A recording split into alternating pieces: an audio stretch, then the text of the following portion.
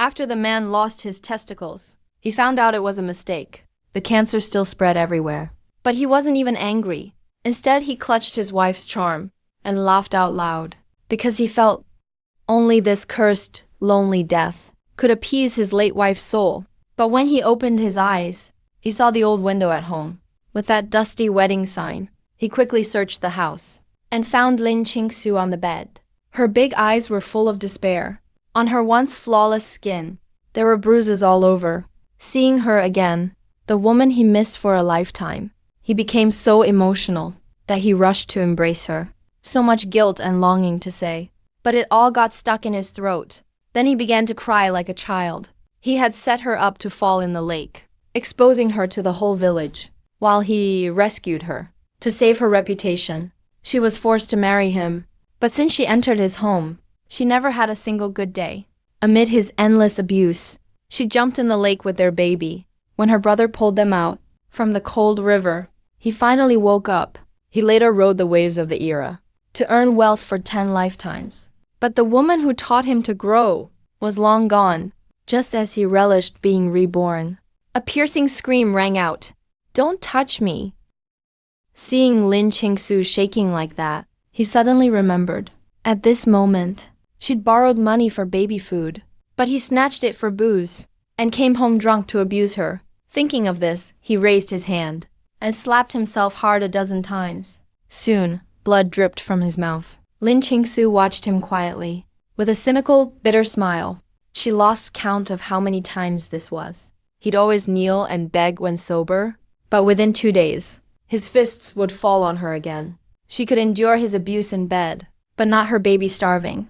The baby's weak crying brought a spark of life back to her beautiful eyes. She hurriedly dressed and held her daughter. But due to long-term malnutrition, she had no milk for the little one, who began to cry again. The crying snapped him out of it. He hopped up and grabbed his clothes. "Wait for me, wife. I'll go get something for our girl." He ran toward the village store. Old man Huang at the store saw him. "What booze do you want this time?" "Uncle Huang, rice cereal on credit." "I'll pay you back tomorrow." Hearing he wanted credit again, the man noted the slaps on his face. He didn't say a word, but grabbed a cereal for him. He thanked him and rushed home. When he entered the room, seeing his wife just as he left her, his heart ached once again. "Wife, I'm back with the food." Hearing those words, Lin Qingsu became alert. Her pale face was full of terror. "I'm warning you, don't sell my daughter, or I'll curse your family to end." Seeing this, he froze in his tracks. He vaguely remembered this happening.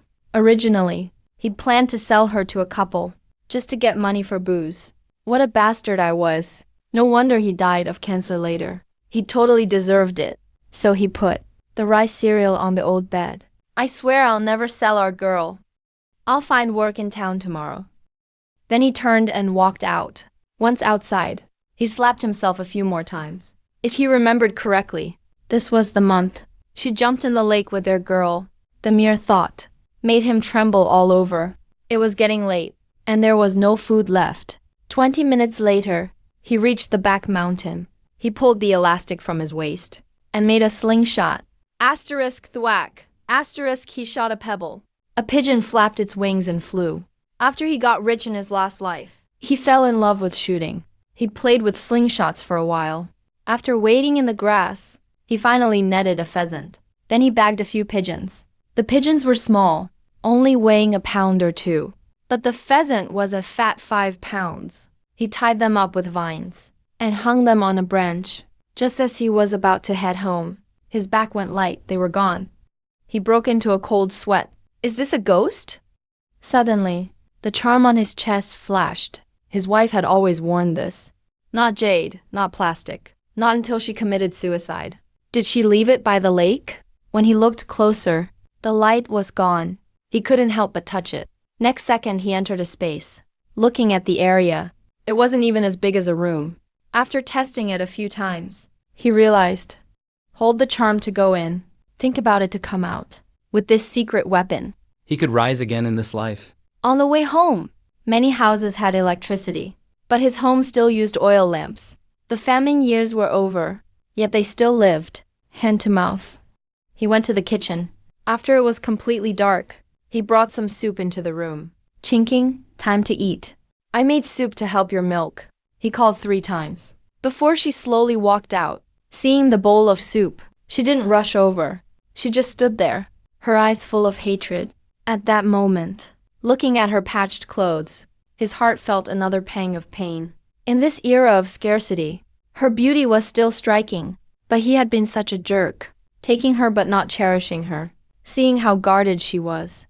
Though he wanted to eat with her, he knew if he stayed, she wouldn't touch the food. I'll eat in the kitchen. He turned and walked out. She stood there frozen, staring at that huge bowl of turtle dove soup. She felt like it all wasn't real. Is this a dream? Or is this my last meal before dying? Back then, whenever there was any food at home, you always made sure you ate first. He could barely drink the water used to wash the pot. So even though she was starving now, Lin Qingsu didn't dare dig in right away, not until she stepped out the door, and saw you squatting under the window, drinking soup, with a big wild pheasant hanging outside the kitchen. She guessed you must have gone hunting in the mountains. That's when Lin Qingsu turned back inside, picked up her bowl and started eating. After she finished her meal, under her wary stare, you took over washing the bowls and chopsticks. You used to be lazy. This might have been your first time doing housework for real. The very first time in this family. Once you finished all that, thinking about the crap you pulled earlier today, you heated up another pot of water, brought it inside and gently said, "Use this to wipe yourself down." Set down the basin after speaking, then turned and rushed out, sitting by the door. After a long while, he finally heard soft splashing from inside. You sat there and gazed up at the stars, thinking about how you need to find a way to make money tomorrow, so things at home can get better soon. It's already autumn now. In winter, it drops below -20 and water freezes instantly. Wife and kid need new cotton coats. Otherwise, they won't survive this winter. Once the water sound stopped, you headed back inside.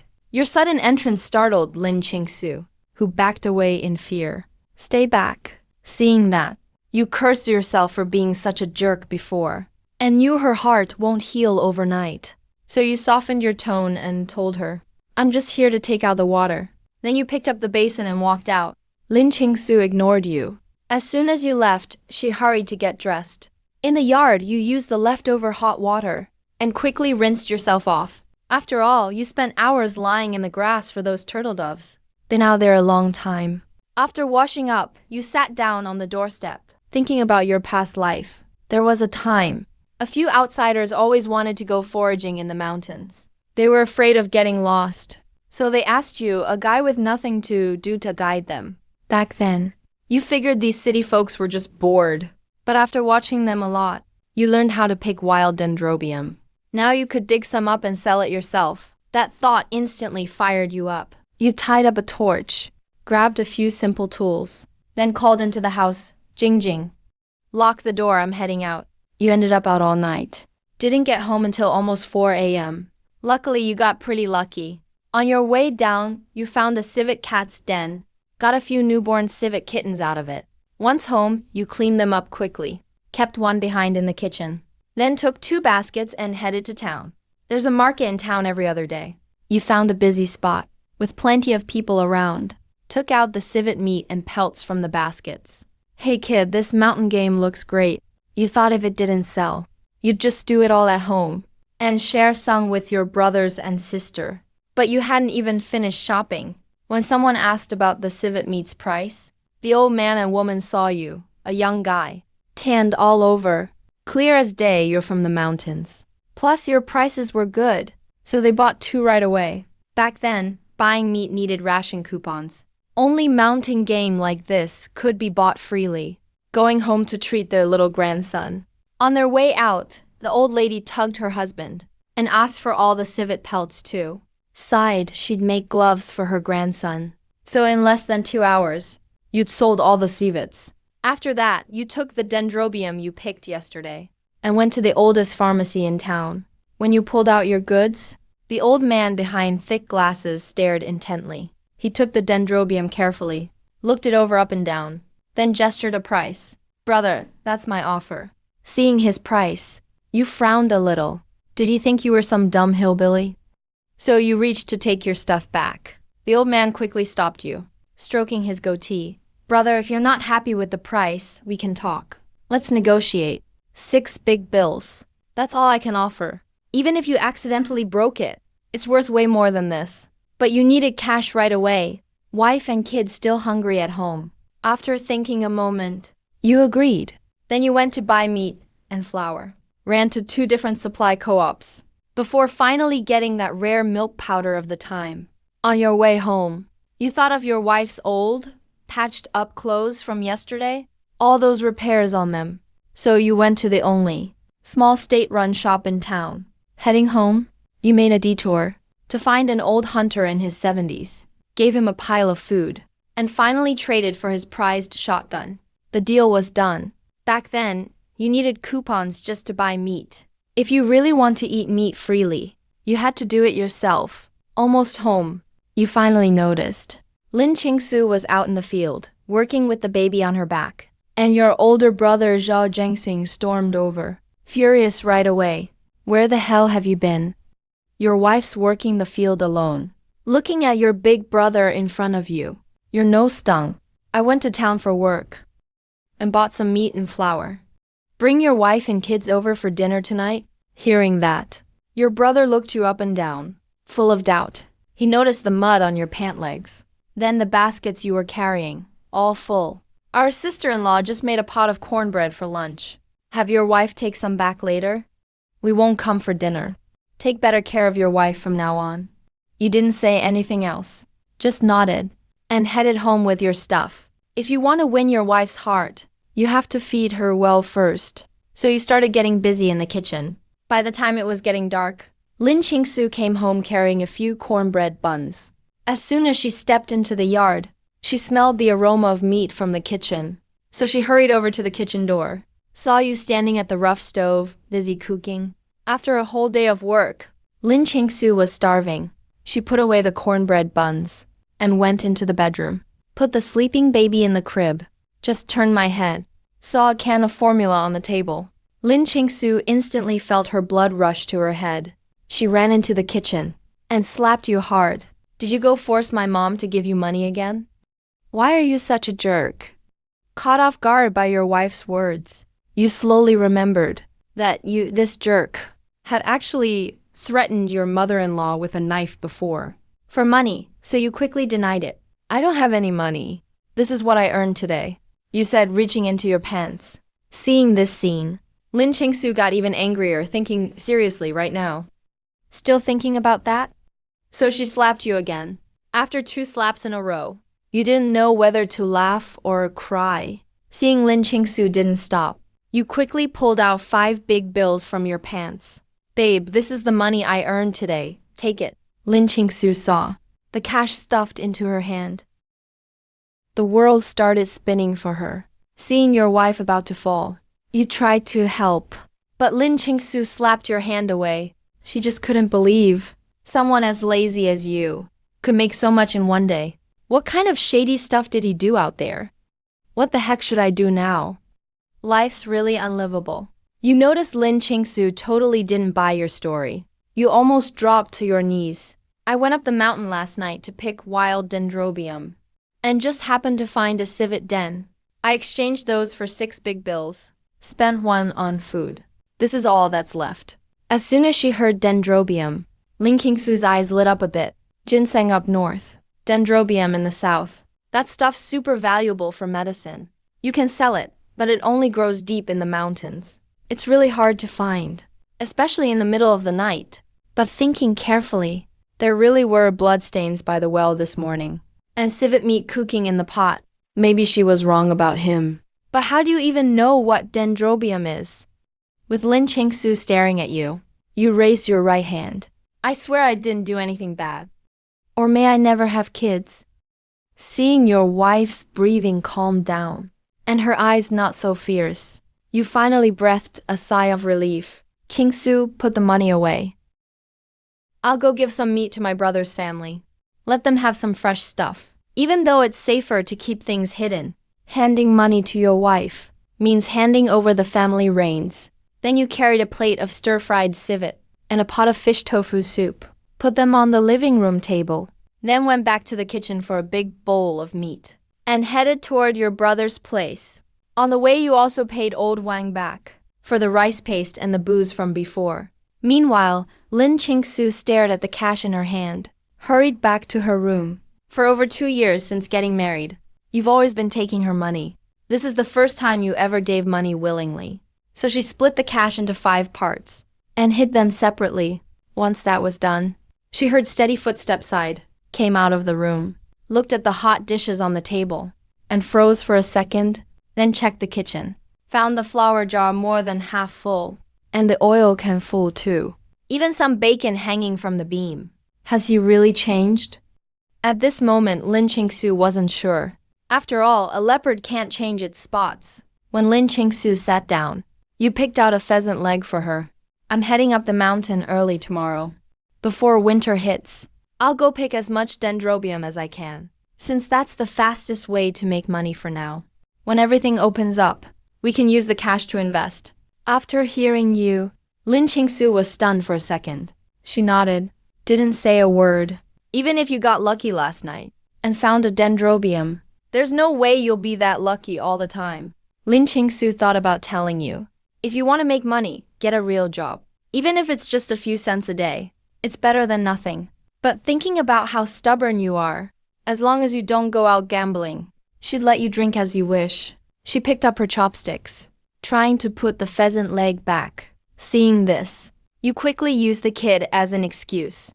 Babe, you're too skinny. Eat more or there won't be enough milk for the baby. No formula can beat breast milk. Plus, formula is expensive and hard to get. This is fish and tofu soup. It helps increase milk. This made Lin Qingsu glare at you, her knuckles white on the chopsticks. But she didn't refuse again. You'd been busy all day and night. You're dead tired. But at least the families finally got food. After you finished eating, you said, babe, I'm going to bed. Then you got up and went into the bedroom and fell asleep right away. After Lin Qingsu washed the dishes, she saw the clothes you left on the floor and frowned, then picked them up and washed them by moonlight. Once she finished, she dragged her tired body to the bedroom, accidentally kicked a basket. When Lin Qingsu looked down, it was a brand new set of women's clothes and 3 tiny outfits for babies. She stared at your sleeping face for a long while. She really couldn't figure you out. You slept like the dead that night. Even though your daughter woke up twice, you never woke once, not until morning. Did you finally open your eyes grudgingly? You rolled over and saw Lin Qingsu curled up with her back to you. She was only wearing an old little vest. It made you drool a bit. After all, since Lin Qingsu died last time, you hadn't been with another woman, so you pulled her into your arms. It all felt like a dream, just too unreal. Right as you were about to kiss her, your wife stiffened up instantly, clearly didn't want your touch. So you suppressed your bitterness and got out of bed. Just have to put up with it for now. You grabbed the clean clothes from the line, didn't care that they were still damp, and put them on right away. Then, you quietly took the stuff out of the basket and put it on the table. Just then, Lin Qingsu sat up in bed, gave you a cold look and said, if you really want to change, go find a job. If you're willing to work, you can make $12 a month. That way we get by. Hearing your wife take the initiative to talk to you, you felt happy inside, knowing Lin Qingsu was thinking about you. But life gave you another chance. You have to save up your startup money before the restrictions are lifted all the way. Last time, after your wife and daughter left, you were like a stray dog. You wandered around for a while. Later, you met someone who helped you. That's how you got a service job at the state-run store. Because you were smooth talking, you worked your way up to manager. It was also because of that. You gotta know some big shots. This life, I need to earn my first bucket of gold on my own as fast as possible. So, hunting and gathering dendrobium is the quickest way to make money right now. Even more important, I've got memories from my past life now. I know exactly where to find dendrobium. With a golden opportunity like this, how could I let it pass by? The tricky part is I don't know how to explain to my wife why I keep insisting on going up the mountain for dendrobium. Lin Qingsu sees you staying quiet for too long and knows you're being stubborn again. So she just pulls up the blanket and lies back down. Kitchen. There's still some cornbread left for you in the pot on the stove. Hearing what she said, you raise your brows. You can't hide your happiness. Then you walk to the bed and give Lin Qingsu a quick kiss on the cheek. Wife, I talked to my big brother yesterday. Today you don't have to help them out. As for the pork in the kitchen, when you're free, just take half to my mother-in-law. When Lin Qingsu sees you come closer, she thinks you got mad at her again and are about to hit her. But she didn't expect you to kiss her by surprise. She couldn't really hear what you said or see clearly. You even kissed your daughter before you left. By the time she snaps out of it, you're already gone. In the dim room, only she and the sleeping daughter are left. Even though it's still early, she keeps tossing and turning and just can't fall back asleep. She ends up lying in bed till the sun's way up. Then she hears someone knocking outside. Second sister-in-law, you came so early. What's up? Liu Gihua's eyes dart around the kitchen with a sly grin. Hey, fourth sister-in-law. I heard from Big Sis you all ate meat last night. Did your husband win big gambling or what? She doesn't wait for a reply. Her feet take her right to the kitchen door like they've got eyes. She moves straight to the kitchen. Geez, did fourth brother go steal or rob or something? That much meat must have cost a fortune. They haven't seen meat in almost half a year. Even the kids have been whining for days, but they didn't buy any. She finally tears her eyes away, but then she spots, on the dark wall, half a wild pheasant hanging there. Now she really can't keep her cool. Fourth sister-in-law, you better keep an eye on your husband. Gambling too much might even get sent to reform through labor. Lin Qingsu hears this, and her face turns gloomy. Second sister-in-law, that's not fair. If he breaks the law, the police will handle it. No need for you to worry. Liu Giwa wants to say more, but then her eyes roll, like she just thought of something, and she swallows her words. Don't be upset, second sister-in-law. I'm just worried about fourth brother too. My husband and him are brothers after all. My boy Xiaobao has been begging for meat. He even cried from craving it. How about lending me 5 pounds of pork? My husband can pay you back later. After spending over 2 years together, Lin Qingsu knows exactly what kind of person the second sister-in-law is. Whatever she takes is like throwing meat buns to a dog never coming back. First thing out the mouth is 5 pounds of pork. Not just that I can't decide to lend it. Even if I was in charge, I wouldn't agree to that. I can't make that call. Second sister-in-law, wait till my husband comes back and ask him yourself. Saying this, she walks over and bolts the kitchen door. Liu Gihua sees her attitude, and she's not happy about it. Fine, I'll talk to your husband when he's back. Just remember to tell him to bring the meat over to my house. As she turns to leave, Liu Gihua's fake smile can't hold anymore. Meanwhile, up the mountain, close to noon, you use your past life's memory and finally find a wild dendrobium after a lot of effort. After yesterday's experience digging in the dark, this time, once you see most of the roots exposed, you stop. And this one is way bigger than yesterday's. It's not until it gets dark that you carefully dig out the whole thing. Just as you're about to head down the mountain, you suddenly run into a sika deer. Looks like it came to eat the dendrobium. Seeing that, you quickly pull out the hunting rifle you traded for yesterday. In a second, the gunshot blasts through the woods. It scares the birds and they scatter everywhere.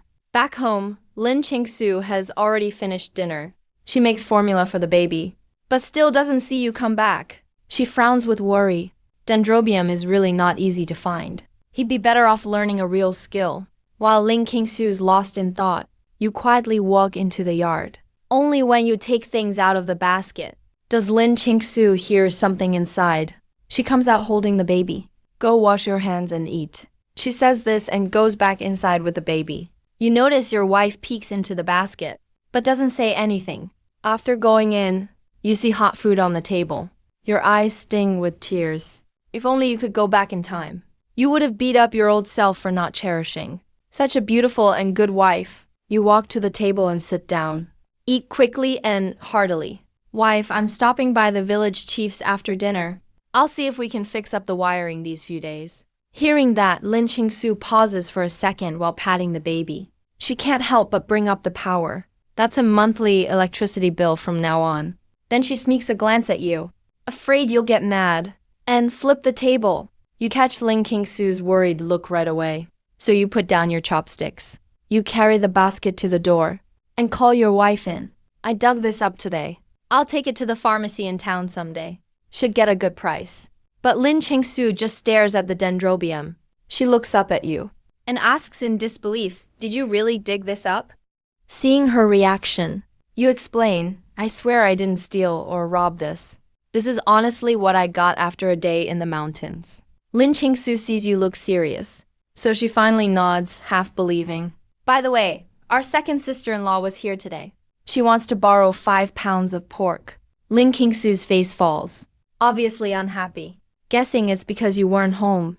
And second sister-in-law gave her a hard time. So you say, serious. From now on, you call the shots at this house. Money and stuff are all yours to handle. If you don't want to lend, then we don't. Hearing that leaves Lin Qingsu confused. So she hesitates a while, then softly says, I don't want to lend. Second sister-in-law always talks about borrowing, but she never gives it back. She's borrowed from us plenty of times before. No more lending, okay? After hearing that, a smile of relief shows on your face. You gently tap her nose lovingly. If you don't want to lend, we won't. We don't need to put up with her. When you smile like this, Lin Qingsu is caught off guard. She quickly picks up the baby and goes to the bedroom. After your stomach's full, you wash the dishes. Then cut off 1/2 pound of pork and sneak out after dark. When the chief, Wang Xuanju, sees it's you, his dark old face is surprised. When he sees the meat, his wrinkled face breaks into a big smile. Jianguo, what brings you to see me so late? He asks, taking the meat from you. I want to put up electric lights at home. Can you help me out when you have a chance? Sure, I can arrange that tomorrow. Hearing that, you just nod and thank him before leaving. But when you enter the kitchen, you see Lin Qingsu eating meat bones in the dark kitchen. Eating leftovers by herself like that makes your heart ache. It feels like your whole body freezes up, like all your blood stops moving. Then, with a hoarse voice, you suddenly asked, What are you doing? Lin Qingsu immediately recognized your voice. She shuddered in fright. The bone she was about to eat slipped from her mouth and fell to the ground. She immediately looked at you in the yard with terror on her face. Don't hit me, these are all the leftovers you gnawed on. I just thought it was a shame to throw them away. At that moment, you felt completely devastated. You'd never felt so defeated. You immediately dropped to your knees before him. But Lin Qingsu was so scared she screamed out loud. What are you doing? Lin Qingsu lowered her gaze, looking at the man kneeling in front of her, until she felt something warm and damp on her chest. She actually started to cry. Her long-closed heart seemed to soften for a moment. And seeing his wife so terrified just eating his leftovers, it felt like a knife was stabbed right into your heart. So you stood up from the ground, cupping your wife's fair cheeks in your hands. You lowered your head and kissed the tears from the corner of her eyes. Honey, go to the main hall and wait for me. I'll bring in the food when it's ready. You are my greatest benefactor. Lin Qingsu didn't understand what you meant. Blushing deeply, she slipped out of the kitchen like she'd seen a ghost. You stayed in the kitchen busy for a while. Soon, a fragrant plate of sautéed pork slices came out of the wok. He thought the coarse cornbread was too harsh on his throat, but his wife treasured it so much she couldn't bear to eat a single bite. Just as you walked into the inner room, you saw a beautiful snowy white back. In an instant, blood surged to your lower abdomen. You walked over in a few quick steps and took her into your arms from behind. Wife, don't ever leave me again. Lost in passion, Lin Qingsu realized for the first time that doing such things could actually feel so comfortable and delightful. Except right after the wedding. This was the first time the two had been so intimate, sleeping together, thinking about what happened last night. Lin Qingsu's cheeks instantly grew hot. She turned her head, and when she saw the child on the small bed, her face turned pale with fright. Last night, she didn't hear her daughter crying even once. Looking at his wife, her expression suddenly changed. She stared straight at their daughter's side. She quickly got out of bed and rushed over to her daughter's little bed. She saw that her daughter was already awake and staring back with big bright eyes, smiling. Looking at your little girl at this moment, your heart completely melted. You carefully picked her up into your arms, returned to the bedside, and saw your daughter still grinning, perfectly fine. The huge weight in Lin Qingsu's heart finally lifted. Her nerves relaxed at last. Her eyes reddened all of a sudden. She almost burst into tears. upset with herself for sleeping so deeply last night. Such a little child. If something had happened, how would he have gone on? Wife, stay with Nua Nguyen a bit longer. I'll go make you some breakfast. Saying that, you picked up the underwear that had been thrown on the floor and put them on immediately. Lin Qingsu quickly checked the diaper under her daughter. Although it wasn't perfectly in place, it was actually clean. No wonder she hadn't heard her daughter cry last night. So it was this jerk who had gotten up to take care of her. Since having the baby, it was the first time he had taken the initiative to care for their child. Has he really changed? Can I trust him again? Elsewhere, you were busy in the kitchen as usual. When your wife walked out holding the baby, the food was ready. There was tofu, baby greens, cornmeal porridge, and coarse cornbread. You took the baby from Lin Qingsu's arms, still bare-chested. Wife, go wash up first. But Lin Qingsu was still a little worried. Yet seeing how clumsy you were, holding such a little baby, she couldn't help but burst out laughing. This is your own daughter, not a tiger. She won't bite you. While you were eating, village chief Wang Xuanju and the electrician arrived. As soon as they came into the yard, they saw Lin Qingsu sitting at the table in the yard having breakfast. You were wandering around the yard shirtless, holding your baby. He noticed the neat ring of bite marks on your inner arm and smiled knowingly. Jianguo, you haven't even finished eating yet. You didn't expect Wang Xuanju to find someone so early. You led the village chief and the electrician to the gate outside the yard, chit-chatted for a bit. When Lin Qingsu finished eating and went back inside, you finally handed the baby back to your wife. Then, from the loose shorts, you pulled out a pack of Da Qiamen cigarettes. The village chief looked at the cigarette in his hand, showed his yellow teeth, grinning, and said, "You've really made it, you brat. You're doing well now. A pack of these costs 0.4 yuan. The electrician next to him smiled even more honestly, stuck the cigarette behind his ear, hoisted the ladder, and went to the back of the house. What a great deal for this job. He usually can't bring himself to smoke 0.4 yuan cigarettes. This family is really generous. Once the electricity was connected, you went back inside. Just as you walked in, an article of clothing flew toward you. Before you realized what was happening, you heard Lin Qingsu say, "Hurry up and put your clothes on." Going around shirtless, what do you look like? There were a few fresh scratch marks on your back now, left by Lin Qingsu last night. Both the village chief and electrician saw them, but they didn't mention it. And you didn't know anything about it, just wandering around shirtless, which made Lin Qingsu so embarrassed. She wanted to find a hole to hide in. With outsiders present, she was too shy to remind you. Only after you went up the mountain did Lin Qingsu cover her burning face and take a long moment to compose herself. Then she took down the bedding to wash. She moved her child's bed out to the yard, put the baby in it, filled a basin with water, and got ready to wash the bedding. Just then, Mother Lin arrived carrying a basket. It was filled with eggs and a small piece of meat. When Lin Qingsu saw her mother, she quickly wiped her hands and stood up. "Mom, what are you doing here?" Mother Lin set her basket down in the kitchen. Her eyes looked her daughter up and down. Seeing her daughter's worn, ill-fitting clothes, her eyes grew moist. She quickly turned away, picked up her granddaughter from the little bed and said, "We just finished up at home. I came to check on you." She looked around at the shabby 3-room mud brick house, and her heart was filled with regret. She regretted ever agreeing to this marriage. She felt she'd ruined her daughter's life. "Qingsu, your mom has thought it through.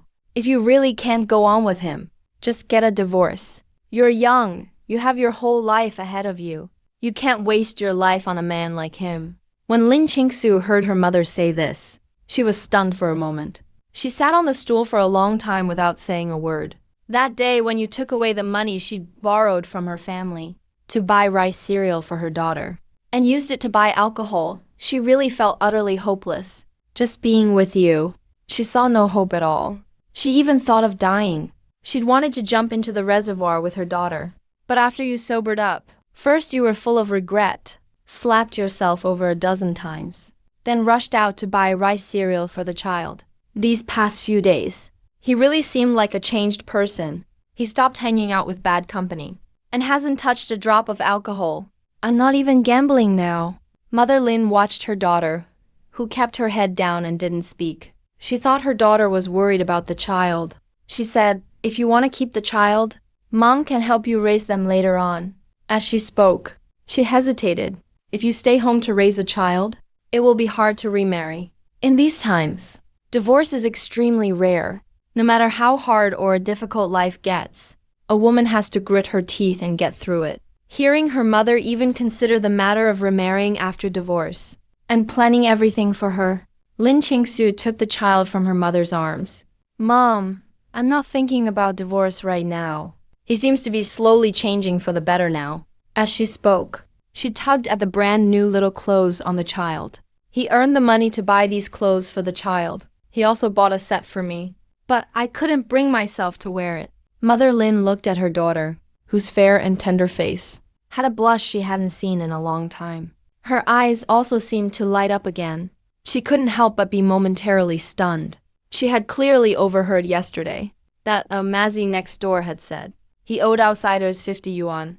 Such a large debt, and he wasn't doing anything proper. How could he possibly pay it back? It was precisely because of this that she was worried.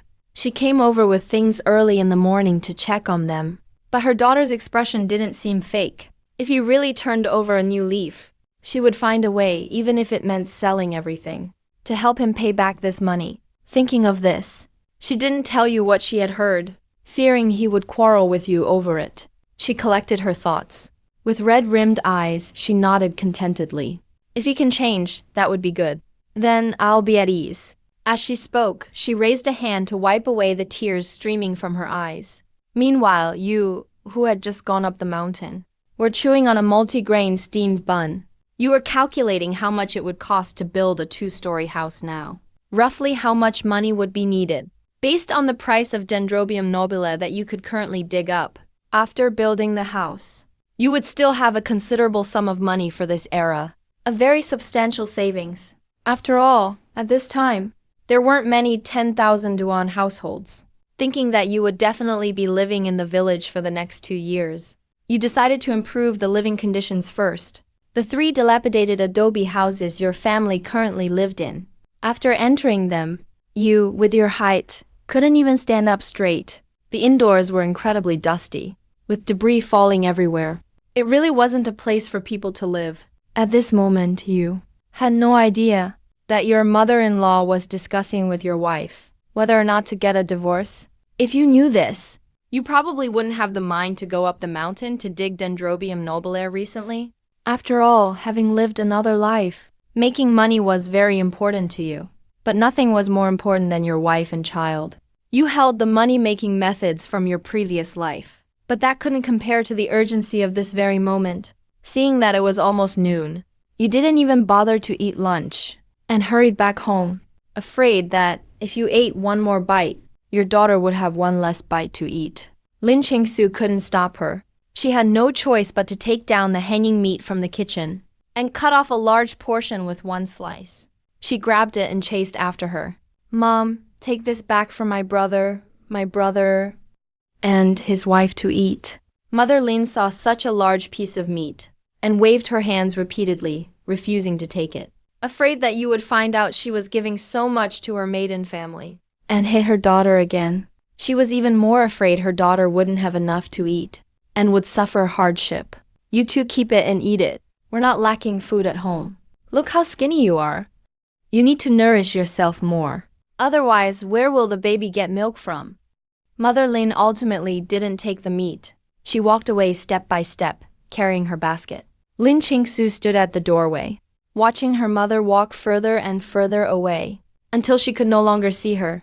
Only then did she turn around and go into the kitchen with the meat. Zhang Galan from next door was about the same age as Lin Qingsu, but she had married and moved here 2 years earlier than Lin Qingsu. Her skin was dark, and she was gnawing on a raw radish. She was leaning over the wall. "Sis, you don't go out all day. It's all over town out there. Your second sister-in-law was beaten up by your second brother last night." The crying and shouting were heard by several families. Lin Qingsu, who had just walked out of the kitchen, sat down on a stool in the yard. She responded with half-hearted replies, seeing that she wasn't very talkative. Zhang Galan pulled up a stool and sat down in front of her laundry basin. She lowered her voice and whispered, "Everyone outside is saying that your second brother's eldest child, Dabao, is not your second brother's." As soon as Lin Qingsu heard this, the work in her hands immediately stopped. She looked up at Zhang Gilan. "It's your eldest brother's kid." Zhang Gilan saw the confusion in her eyes, stuffed the remaining radish into her pocket, and with a gossiping expression, whispered softly into her ear. Lin Qingsu was completely stunned after hearing everything. She really couldn't believe such a thing existed. She used to respect this eldest brother quite a bit, thinking he was honest and trustworthy, and fair in his dealings. He really acted like an older brother. But after hearing this, she felt somewhat disgusted. How could such a thing happen? Zhang Gilan seemed very pleased with her reaction, and patted the young wife who came from the city. "All right, I need to go home and cook for my husband. I won't chat with you any longer." That evening you returned. Very late. This time coming back. You saw the lights on at home from afar. You couldn't help but sigh. Electric lights are indeed much brighter than kerosene lamps. Lin Qingsu saw you come back, and quickly served the dishes that were heating in the pot, along with white steamed buns. She brought them out. She casually asked, "Why are you back so late today?" Noticing some dirt on your body, she put down the dishes and started brushing the mud off you. You quickly stopped her, then turned and bolted the door to the main hall. Then you pulled something out from the pile of grass in your basket. You carefully placed it on the table. You had dug up Dendrobium nobile, and on your way back, you stumbled upon an unexpected find. You didn't tell your wife that you had slipped and fallen, and that's how you found this thing. It took a lot of effort to climb back up, which was why you returned so late. The price of this item was no lower than Dendrobium nobile now. It was sold by the gram. It was a small windfall. You planned to have a good intimate time with your wife tonight, and not go to the mountain tomorrow. You'd first go and sell the goods you had. Lin Qingsu looked at the dark brown object he had placed on the table, something shaped a bit like ginger. She seemed to have seen this in a book, and asked with uncertainty, "Is this He Shou Wu?" Her tone filled with disbelief. You hadn't expected your wife to be so knowledgeable. Most people in the village still didn't know how valuable this stuff was. Otherwise, so many treasures on the mountain would have been collected by now. Dendrobium and polygonum can stay precious for another 10 years or so. After that, with improved cultivation techniques, all these can be grown artificially. They'll become common in the market, so they won't be rare anymore. But even so, the price of wild rare herbs will still be ridiculously high, because you simply can't buy wild ones at all. You flash a big bright smile, and pull your lovely wife into your arms. You lower your head and plant a kiss on her fair cheek. Looking into her sparkling eyes, you say, "Yep, it's polygonum. I'll take you and the kid to town for a stroll. And by the way, sell these treasures to the pharmacy." As soon as she hears you're taking the child out, Lin Qingsu freezes, thinking about how you said before you'd sell your daughter to that childless family in town. She still feels uneasy inside. Who knows if they really can't have kids, or they want to buy a child bride. She breaks free from your arms, and warily says, "The girl is still too young. The two of us won't go. You hurry up and wash your hands. Get ready for dinner." You notice right away your wife is acting strange. You originally wanted to take her out for some fresh air, maybe buy her some new winter clothes. But seeing her on guard again, it's clear she fears you're up to no good about your daughter again. With all the terrible things you've done, how could she possibly let go of her heart so easily? Her trust has already been used up. You'll have to rebuild it slowly. You take off your shirt with mud spots. Go outside to wash your face quickly, then come back in and sit down. That's when you finally notice the food on the table. A plate of golden scrambled eggs, and a small dish of leftover stir-fried pork from breakfast. Did he not even have any veggies for lunch? If he keeps scrimping and saving like this, when will he ever be able to fatten her up? Clearly, he needs to earn more money soon.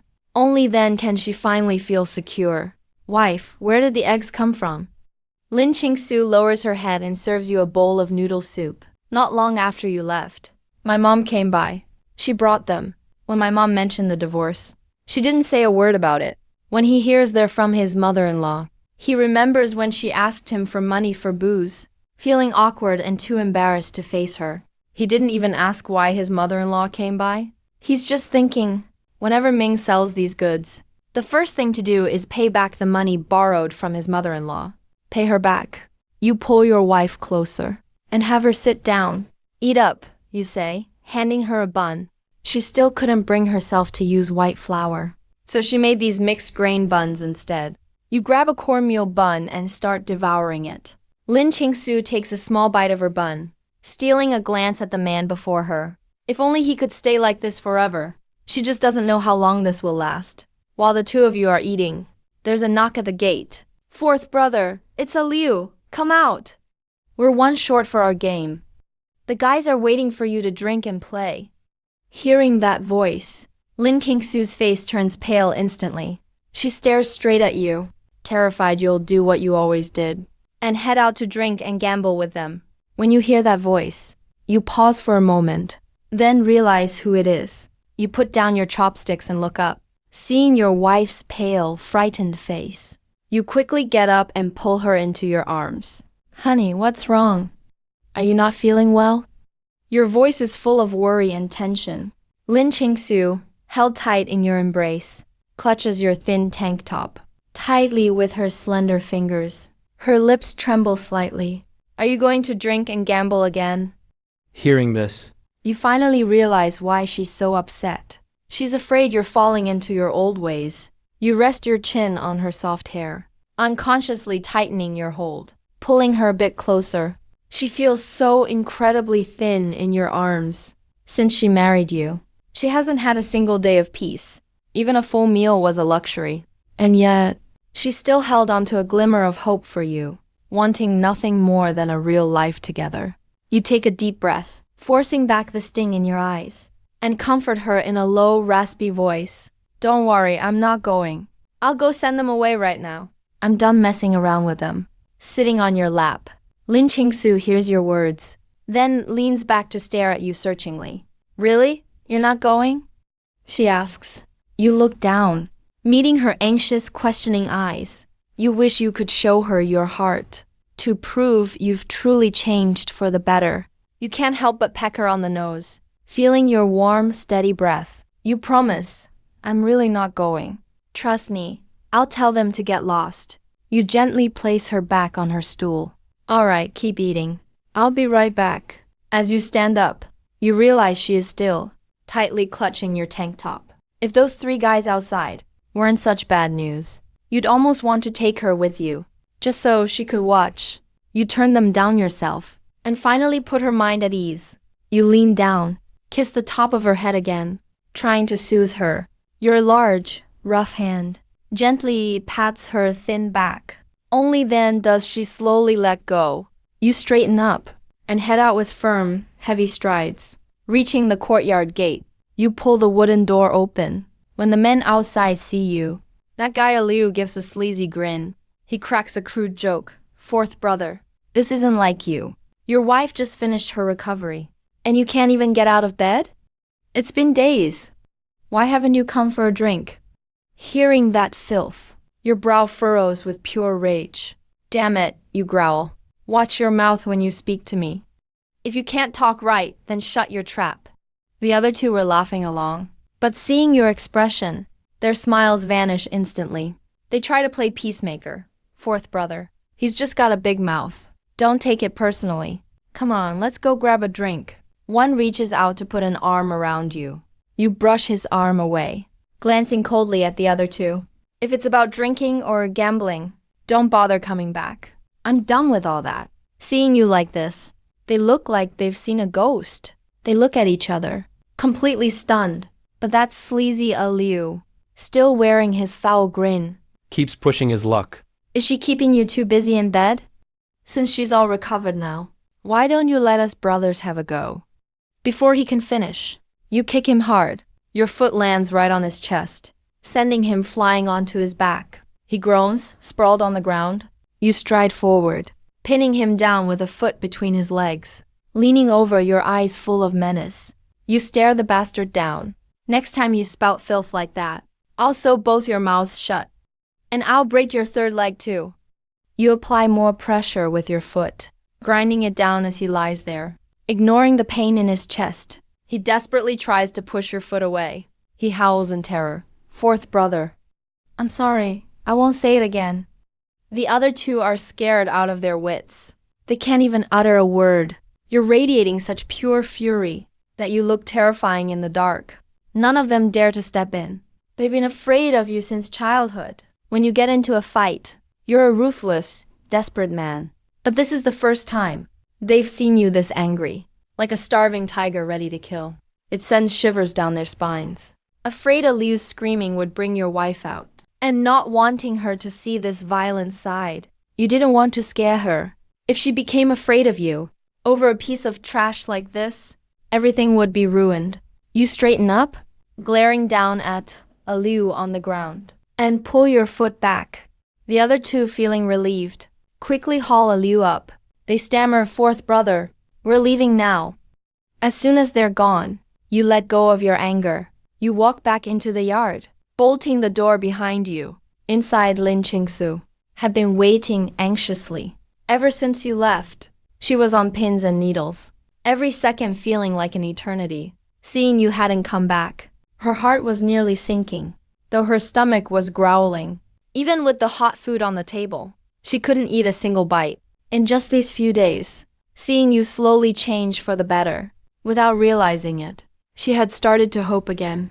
She didn't expect wealth or fame, just a stable, peaceful life together. But if you went back to your old ways, what would she do? The baby is still so small. No way I could take him to work. Is a divorce really the only way? She was spacing out when she heard steady footsteps. Her eyes instinctively turned toward the sound. His tall figure stepped in from the moonlight.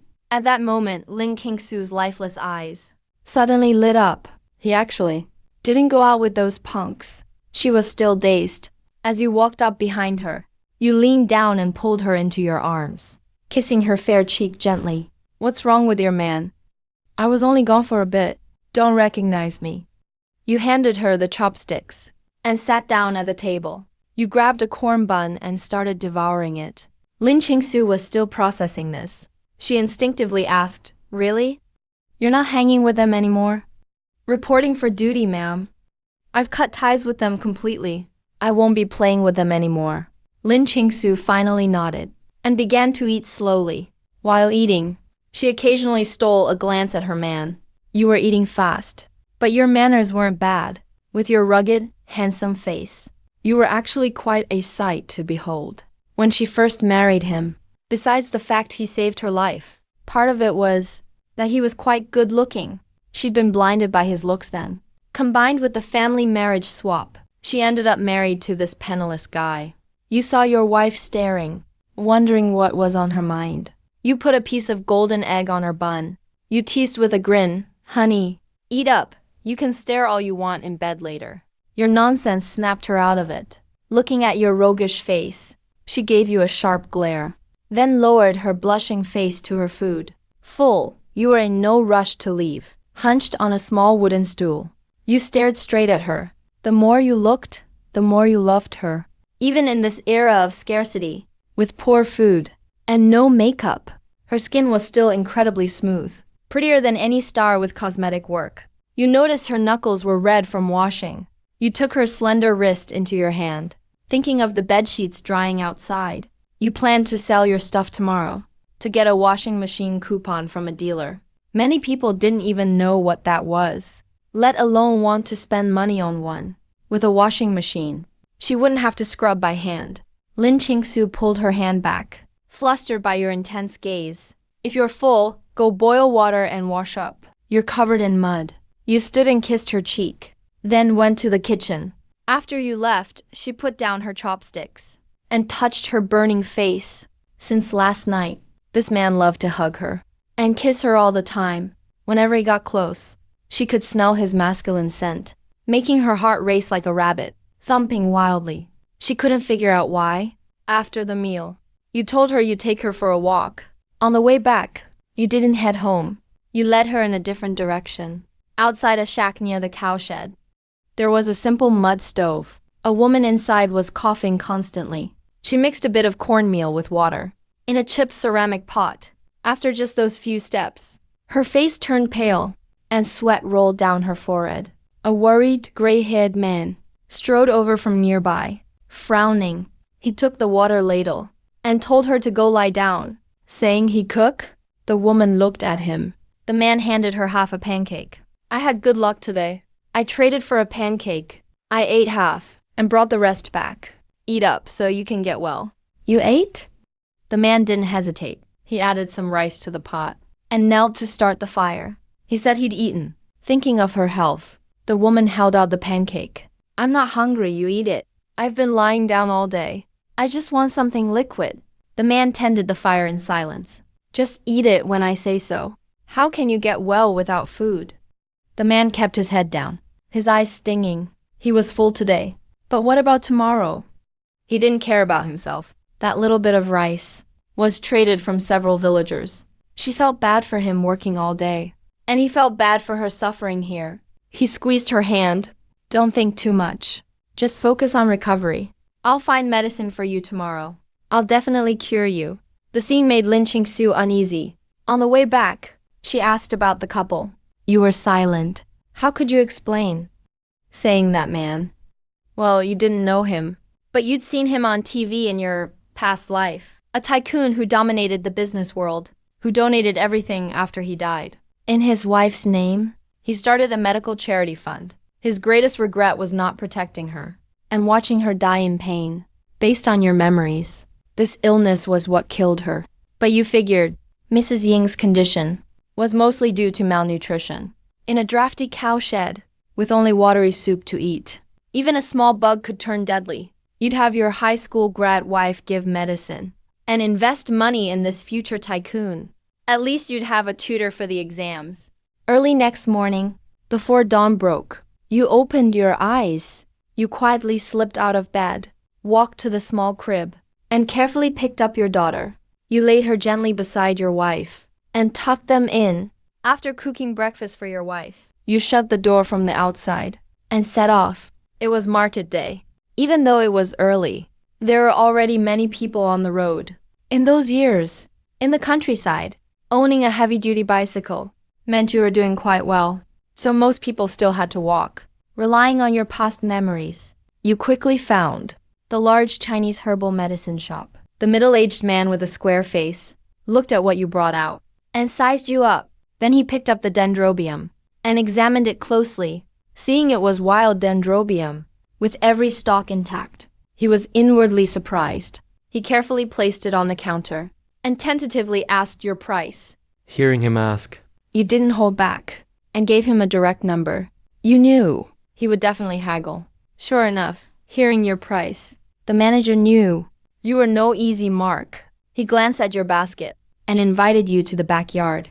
The two of you haggled for nearly an hour. Finally, you sold the 2 dendrobiums, the fleece flower root and the antlers. You were satisfied with the price. You left with 50 10-yuan bills. With the money, you went to the state store. You wanted to buy a washing machine, but the clerk's answer stunned you. You slapped your forehead. Washing machines existed, but they were for hotels and laundries, not for homes yet. The first domestic ones were made in 1978. They weren't in production yet.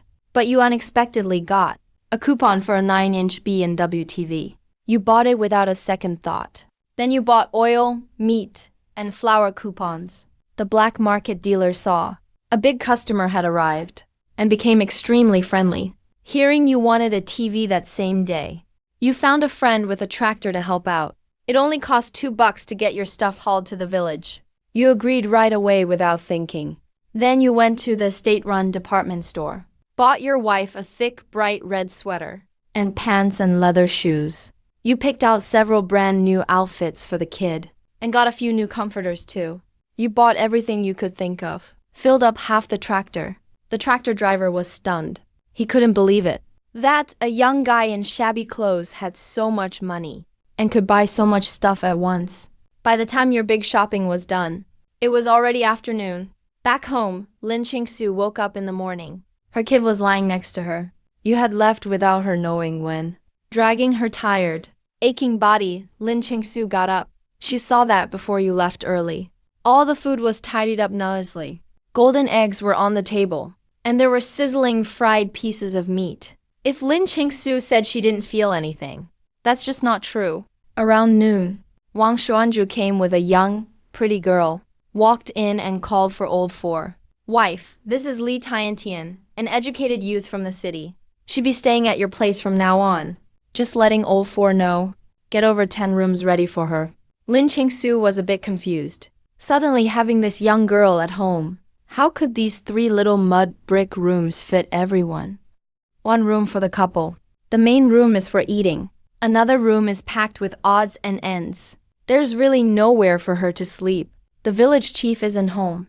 I can't make decisions here. Wang Xuanzhu grinned, his wrinkles piling up. He waved at Lin Qingsu. Didn't listen to a word she said. He turned and gave a few instructions to the educated youth. And left right away. If it wasn't for your guy giving him a piece of meat, no way he'd have sent such a pretty girl to your house of all places. Really, sent her here. Out of all the educated youths this time. In total, there were over 20 people. Most were young, strong guys. Only this one delicate little girl, and she got assigned here. It's a young couple living here. So better to send a girl than a guy. After all, it's much easier with a girl around at night. Nothing to be awkward about. Not worried at all about someone fancying his pretty wife. Li Tiantian, now left here, carried her canvas bag. She looked around at the 3 shabby clay houses and felt really uneasy. Looks like her time here was going to be even tougher than the other educated youth. The family Hongmai got assigned to seemed to be living a pretty good life. They were a middle-aged couple with 3 kids. Everyone was nicely dressed. On the way, she heard the man of the family she was assigned to really wasn't a good guy. He drank, gambled, even hit his wife. The family was dirt poor. Couldn't even keep the pot going. Before she came, she thought maybe it was all a bit exaggerated. But now, turns out it was all true. As for the lady of this house, her clothes were old and didn't fit well, but she was really pretty and fresh-faced. Her features were so delicate, like she walked out of a painting. She didn't look like a country woman at all. Lin Qingsu noticed that someone was quietly checking her out. She looked down at herself, wearing patched-up old clothes. Then looked at the girl in front of her, dressed in a trendy synthetic dress, with white socks and leather shoes, all bright and clean. She pretended not to notice the judging stares, and said, "Have a seat first. That room's a mess, just full of junk. Gotta wait for my husband to return before I can clear out a spot for you." After that, she went inside and brought out a thermos to pour a bowl of water for her guest. Li Tiantian nodded a bit nervously and sat down on the stool in the yard. She started thinking, gotta figure out how to get a city job again as soon as possible. Not a single day more in this dump, especially having to stay in a house with a local troublemaker. Better be careful in the future. Don't let that guy take advantage. Lin Qingsu originally planned to just throw together a quick meal for lunch. But now that a new educated youth was here, she had to roll up her sleeves and start cooking. Li Tiantian thought, since she'd be living here, she couldn't just eat for free. So she washed her hands and went to the kitchen to help out. "How about I start the fire?" she said as she walked into the kitchen. But then she paused. The old kitchen was actually very clean and neat. There was even a huge piece of meat hanging from the beam. Who says this family is too poor to keep the pot going? They've even got meat to eat. And such a big chunk too. Lin Qingsu was kneading dough. When she heard Li Tiantian, she looked up and said, "I don't need help. If you have nothing to do, just watch the kid for me in the yard." Li Tiantian nodded and agreed. She left the kitchen, walked over to the little bed, and saw the fair-skinned, doll-like child lying there. The kid was really cute. She bent down to play with the child. She couldn't help but wonder. The lady of the house looked about her age, and was so fair and pretty. So how come she got married so early? How could she end up with such a loser guy, especially a local thug? Maybe she was forced by him? Had no choice but to marry him. Just thinking about it, Li Tiantian felt nervous. The more she thought, the more scared she got. She wondered if she could go ask the village chief to get her assigned somewhere else. Even if the next place is poorer, that's fine. As long as the man in the house is a decent guy. In the kitchen, Lin Qingsu was still busy cooking, with no idea that outside such a drama was playing out among the educated youth. After a while, a steaming bowl of noodles was ready. Lin Qingsu brought out the noodles and called, "Hey comrade, come have a bowl." Li Tiantian snapped out of her daze. Glancing at the noodles with oil floating on top, she spaced out for a second, then quickly said, "My name is Li Tiantian. You can just call me Tiantian." Lin Qingsu nodded, didn't say anything else. Almost 4 p.m., the tractor rumbled into the village. "Following your directions. It stopped at your place." Lin Qingsu, who was peeling corn in the yard, suddenly heard movement outside. She quickly put down her work, got up and walked to the gate.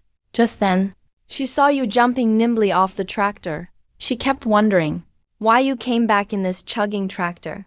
Before she could even ask, the tractor driver shouted, "Young man, that's a lot of stuff. Can your place even fit all this?" He walked around to the back of the tractor, slowly moving the TV to the edge, careful not to damage it. With a quick move, he hoisted the TV onto his shoulder, grinned at the tractor driver, and said, "We'll have plenty of space later." Lin Qingsu, standing nearby, was stunned by the scene. She asked blankly, "Did you buy all this?" Her voice was full of disbelief. So many things plus a TV. How much money and coupons did this cost? Seeing your wife's fair, pretty face, and her wide, staring eyes, you stepped up and touched her cheek. You knew she was worried about the money. But this small change was nothing to you. You just wanted her to live well from now on, and never suffer another day. You leaned into Lin Qingsu's ear and whispered, "I'll explain it to you later. Stand back for now. Don't get hit. I'll unload the stuff first." Lin Qingsu listened to you and moved aside like a puppet, watching the items being unloaded, piling up like a small mountain. She felt so much regret. If she had known, she would have brought the baby to town with you. How much did all this cost? How could he be so reckless with money? Where did the money and coupons come from? Ordinary people can't afford a TV. Even the electricity will cost a fortune. What a waste. Meanwhile, Li Tiantian, standing in the corner with the baby in her arms, was staring intently at the tall, broad-shouldered, long-legged young man. He was the village thug. She thought you were ugly and crude. She never expected such sharp features and such a handsome face. She had rarely seen such a good-looking man, and her heart started racing wildly. Li Tiantian finally understood why a beautiful woman like Lin Qingsu had married so young. Turns out, this man is more handsome than the actor Wang Xinggang. Once everything was unloaded, you pulled $2 from your pocket and handed them to the driver. The driver took the money, waved, and drove off in his tractor. You started moving things into the yard. Your wife tried to help, but you refused, telling her to just sit and rest. You didn't even notice the strange woman at home? Zhao Jiangxing rushed over after hearing the news. Seeing the pile of stuff at his brother's door, he was completely shocked. This lazy guy. Where did he get the money for all this? He was dirt poor, with nothing left in the house to sell. Did he sell the baby? Thinking this, Zhao Jiangxing sped up. As he reached the door, he saw his little niece in the girl's arms, and finally felt at ease. Zhao Jiangxing didn't say a word, just quietly helped move things into the yard, staring at that heavy iron box, where pictures and sound come out once plugged in, like a bunch of ants fighting inside. It looked so exciting, just like a movie. He circled it curiously several times, but was too shy to touch it. He heard these things are very precious, costing hundreds of dollars. This is the TV city people talk about. He couldn't believe his brother got one, the only one in the village. After everything was settled, Zhao Jiangxing pulled you to the gate and asked where you got the money. Unfazed, you patted your chest and said, "I hunted these myself and sold them at the black market." You didn't tell him about the dendrobium. It wasn't that you didn't trust him, but it grows on dangerous cliffs. Even if you told him, he couldn't really help. If word got out, it might ruin your income. When it gets warmer next spring, you'll take your brothers to find good spots, teach them the tricks, and let them try their luck. Zhao Jiangxing originally wanted to tell you to just stick to farming, but looking at his brother, he saw a sparkle in your eyes, a sharpness and depth he'd never seen before. It was like you were a different person, and as his big brother, he almost didn't recognize you. Since he was here, you told him about building a house, and asked for his help, offering him $1 a day in wages. Zhao Zhengxing took a puff of his smoke. If you stop acting out, I'll work for you for free. I don't need wages. But building a house is no joke. It costs a lot of money. Brother, I have the money. I'll pay the wages regardless. Even brothers should keep clear accounts. Please help me find a skilled master and use the best materials. I want to move in before winter. Zhao Zhengxing nodded, thinking you just wanted to fix up the 3 thatched rooms. He had no idea you planned to build 2 stories. The reason you left all this to your brother was because you were incredibly busy. You needed to harvest the dendrobium before winter arrived. If you found more wild herbs like he shou wu, you could sell those too. And if you ran into a deer, getting some antlers or parts would be a huge bonus. Since it was still early, the brothers went to find Wang Xuanju. In the planned economy era, you needed a permit to buy bricks. As village head, Wang Xuanju had total power back then. You gave him a pack of Dachiamen cigarettes and slipped him $1. You got a permit for the bricks easily. Then you headed straight to the commune brickyard to place the order for the house. Zhao Zhengxing was confused. How thick were the walls going to be? Why so many bricks? You told him it would be 2 stories. Zhao Zhengxing watched you pull out 2 10-yuan bills and hand them over without blinking. He winced at the cost. Then he heard you say, you'd pay the rest once the bricks were delivered. Zhao Zhengxing's eyes widened. This whole thing was unbelievable. Those were big bills, not scrap paper. Carrying them loosely in your pocket. Weren't you afraid of losing them? He realized his gambler of a brother now had a real presence around others, looking more like a leader than the yard manager. Standing there, he looked naturally authoritative. If he wore a nice blue coat without patches, people would believe he was an official's son. If not for the mole on his neck and the scars from his old fights, Zhao Zhengxing would have wondered if his brother had been replaced. On the way home, Zhao Zhengxing felt like he was floating, totally dazed. Lao Si has finally become a real person, but he still feels something's a little off. When you're almost home, you pull out 5 bills from your jacket pocket and hand them over to Big Brother. Aside from the lumber, please help arrange everything else. Zhao Zhengxing reaches out to take them, but feels his hands are a bit dirty, so he wipes them on his shirt hem. Then finally takes the money. He carefully puts the money into his inside shirt pocket, afraid he might lose it if he's not careful. Zhao Zhengxing sincerely tells you with so much money, you can trust Big Brother. He'll definitely handle everything perfectly for you. You nod at Big Brother. Why wouldn't I trust you? If it weren't for Big Brother and sister-in-law looking after us, with what my wife suffered in her past life, maybe our daughter wouldn't even have been born. She might have been lost by my own doing. Zhao family's main hall. Lin Qingsu is tidying up the things you brought home. She takes out a cloth from the cabinet and carefully places it on the TV, afraid it'll get dusty and dirty the TV. She says, what's the point of buying this thing? The village always has power outages. Plus we need to set up an antenna. And when there's no signal, the screen is just filled with static. Seeing how excited you look, she doesn't really complain about you spending money. She notices you bought more stuff for her and your daughter. There are sweaters, pants, leather shoes for women, and a few outfits for her friend's little girl. Why is she spending money again? Who buys new clothes every day? Last time you came back from town and bought her that coat, she couldn't even bring herself to wear it yet, reluctant to use it. And now you've bought even more clothes for her.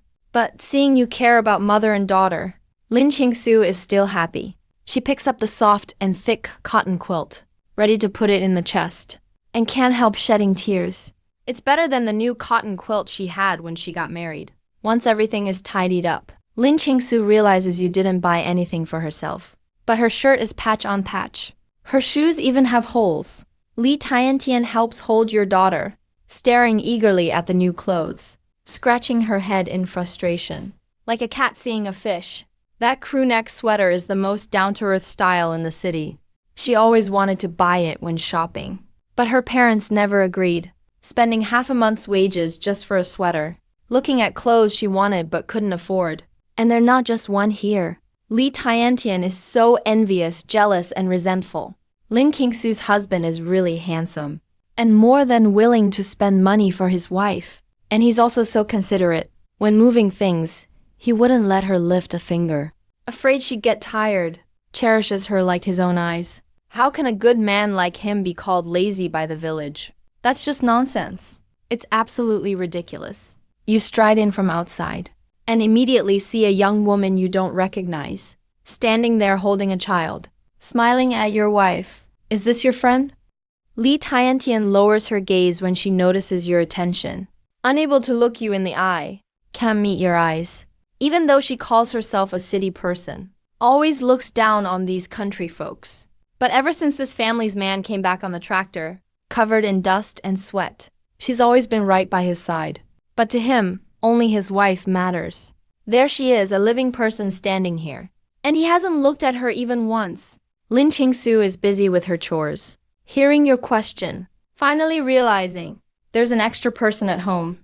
That female educated youth hasn't said a word, and she's been busy tidying up with all the stuff you brought home. She completely forgot about her.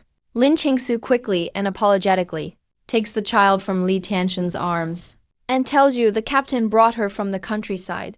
The educated youth wants to stay with us temporarily. How about we clean up the west room so she can stay there? Her words are half asking for your opinion. Even though you say he's the boss of the house, he still doesn't dare make decisions alone. Afraid to make a mistake, you hear someone wants to stay at your home, and your brow instantly furrows. You really don't want strangers messing up the peaceful life with your wife. But when you see your wife's hopeful eyes, the words of refusal just won't come out. Afraid she think you're not on her side, you stay silent. Pull your wife into the inner room, take off your coat, then take out the remaining money from selling dendrobium from your hidden pocket and hand it to her. You then take your child from Lin Qingsu's arms, teasing the baby, and tell her your plan to build a new house. Lin Qingsu takes the money from your hands and looks at the stack of crisp bills, feeling it's hard to believe. After buying so many things, there's still so much money left. 2 stalks of dendrobium, 1 piece of ishowu, and some deer antler and deer pizzle. They were worth so much? When you mention wanting to build a house, Lin Qingsu quickly puts the money away. Under your eager gaze, carefully hides the money very securely, and then falls silent for a moment. If we don't build a house, just the money from these 2 deals, it's more than enough for the 3 of us to live comfortably for several years. A safe, steady life. But if we do build the house, this money won't be nearly enough, and we'll end up deep in debt. Her younger brother from her mother's side has helped their family a lot recently. Now they've got their own kids to raise. It's embarrassing to ask to borrow more. Lin Qingsu is lost in thought. You seem to see right through her worries. Suddenly you kiss her soft cheek. Honey, don't worry about the money. I've got it covered. Just rest up at home. Don't tire yourself out. That sudden soft, warm touch on her cheek makes Lin Qingsu blush bright red. She gives you a seductive glance and softly reminds you, what are you doing? There's someone outside. You're not embarrassed at all. Your skin is as thick as a fortress. You just grin at Lin Qingsu. In your last life, you were rich. You've been in every kind of situation. And then you lean down again. Gently bite Lin Qingsu's plump, rosy lips. Just a light nibble. Looking at her blushing, fair face, your heart melts right along. She's a mom now, but still so shy. You stop teasing her. Get back on topic? You say that tomorrow. Big brother will order the building materials. If he doesn't have enough money and asks you for some, don't forget to give it to him. Lin Qingsu nods silently, but feels a bit uneasy. She remembers what the neighbor said about Big Brother and second sister-in-law. And now whenever she sees Big Brother, she just feels uncomfortable. You noticed right away that your wife didn't look quite right. You moved closer, touched her cheek, and asked what was wrong. Wife, if anything's bothering you, don't bottle it up inside. Lin Qingsu thought for a moment, but she still shook her head. She didn't say anything. Seeing your wife didn't want to talk, you didn't push her for an answer. Over there, Li Tiantian stood in the main room. She vaguely heard Lin Qingsu's reminder that there were still people outside. Her face turned as red as a monkey's bottom. He walked softly, making his way to the middle of the yard, breathing in the fresh air, Almost by instinct, he stopped himself from going to look for the captain to change his bunk. The man of the house didn't seem as bad as the villagers made him out to be. Just now, when the little sister-in-law was tidying things up, he stood there holding the child, watching everything clearly. Most of those things were just household items, plus clothes for the child and the sister-in-law. But there was nothing there that belonged to the man. As Li Tiantian stood dazed in the yard, the little girl in your arms was already sound asleep. Her delicate little face looked peaceful. You turned around gently and softly laid your sleeping little princess on the bed. You carefully pulled the blanket over her. Then Lin Qingsu walked out from the room. She said to Li Tiantian, "I'm sorry you'll have to make do tonight. Please bear with us for now. There's quite a lot piled up in the west room. It might take your big brother a while to clean it all up." Upon hearing Lin Qingsu, Li Tiantian turned her head, seeing her cheeks all flushed. She couldn't help but think of what she vaguely overheard lately. The husband and wife's conversation in their room. Her face got a little hot. She quickly looked away from him. "It's no trouble, unless you want to bother big brother instead," Li Tiantian quickly replied. Lin Qingsu just smiled and shook her head at Li Tiantian, saying, "As long as you don't mind how poor our family is, that's enough." As she spoke, he bent down, planning to move his daughter's little wooden bed into the east room. Seeing this, you hurried over to help. "Let me move it, hun. Be careful with your back." Lin Qingsu chuckled, and then headed to the west room, wanting to help tidy up too. "You, working with your shirt off. Only put on a white tank top since your wife kept asking you to." You finally wore that white tank top. Your muscular arms were showing, looking full of strength. The tank top covered your broad back, hiding those scratches of different shades. You had no idea why your wife wanted you to wear a tank top. You just carried a few bamboo rakes like this, planning to move them to the yard. Barely started working. And then you saw your wife come in, rolling up her sleeves. You quickly stopped her. "Honey, you don't need to help with this. There's a lot of dust. Go wait outside in the yard." You said this, but seeing Lin Qingsu not listening, you got anxious, put down the fence in your hand and started to push her out. You really felt sorry for her. The dust was so bad. How could you let her come help? If it wasn't for the new house coming up soon, and a bunch of grown men coming and going, you wouldn't have kept this female educated youth living at your place. But then again, keeping Li Tiantian had its benefits too. When you go to the mountains to hunt or gather dendrobium, she can keep your wife company and chat with her. Helps to pass the time. Li Tiantian saw you push Lin Qingsu out, so she couldn't help but cover her mouth and jokingly say, "Sis-in-law, big bro really cares about you." Hearing Li Tiantian, Lin Qingsu blushed, smiled shyly, and didn't answer, thinking how much he's changed lately. "As long as he's home, he won't let me do any work. Even the hot water to wash up at night. He boils it and brings it into the room for me. These days I really do feel cared for. It's almost too good to be true. So good it feels unreal sometimes." She even felt a little anxious about it. Lin Qingsu was scared it was just a phase for you, that you go back to your old ways. She worried all the time, always feeling a bit insecure. Her mind is always tense every day now, greedily hoping these good days will last a bit longer. That's why she's so careful with her words and actions lately. Afraid of upsetting you. When she eats, seeing you hand her the white flour buns while you eat the cornbread, even though you always said you hated cornbread. And it was you who asked me to make white flour buns. But when they're ready, you never touch them at all, saving them all for me. Honestly, I can eat whatever.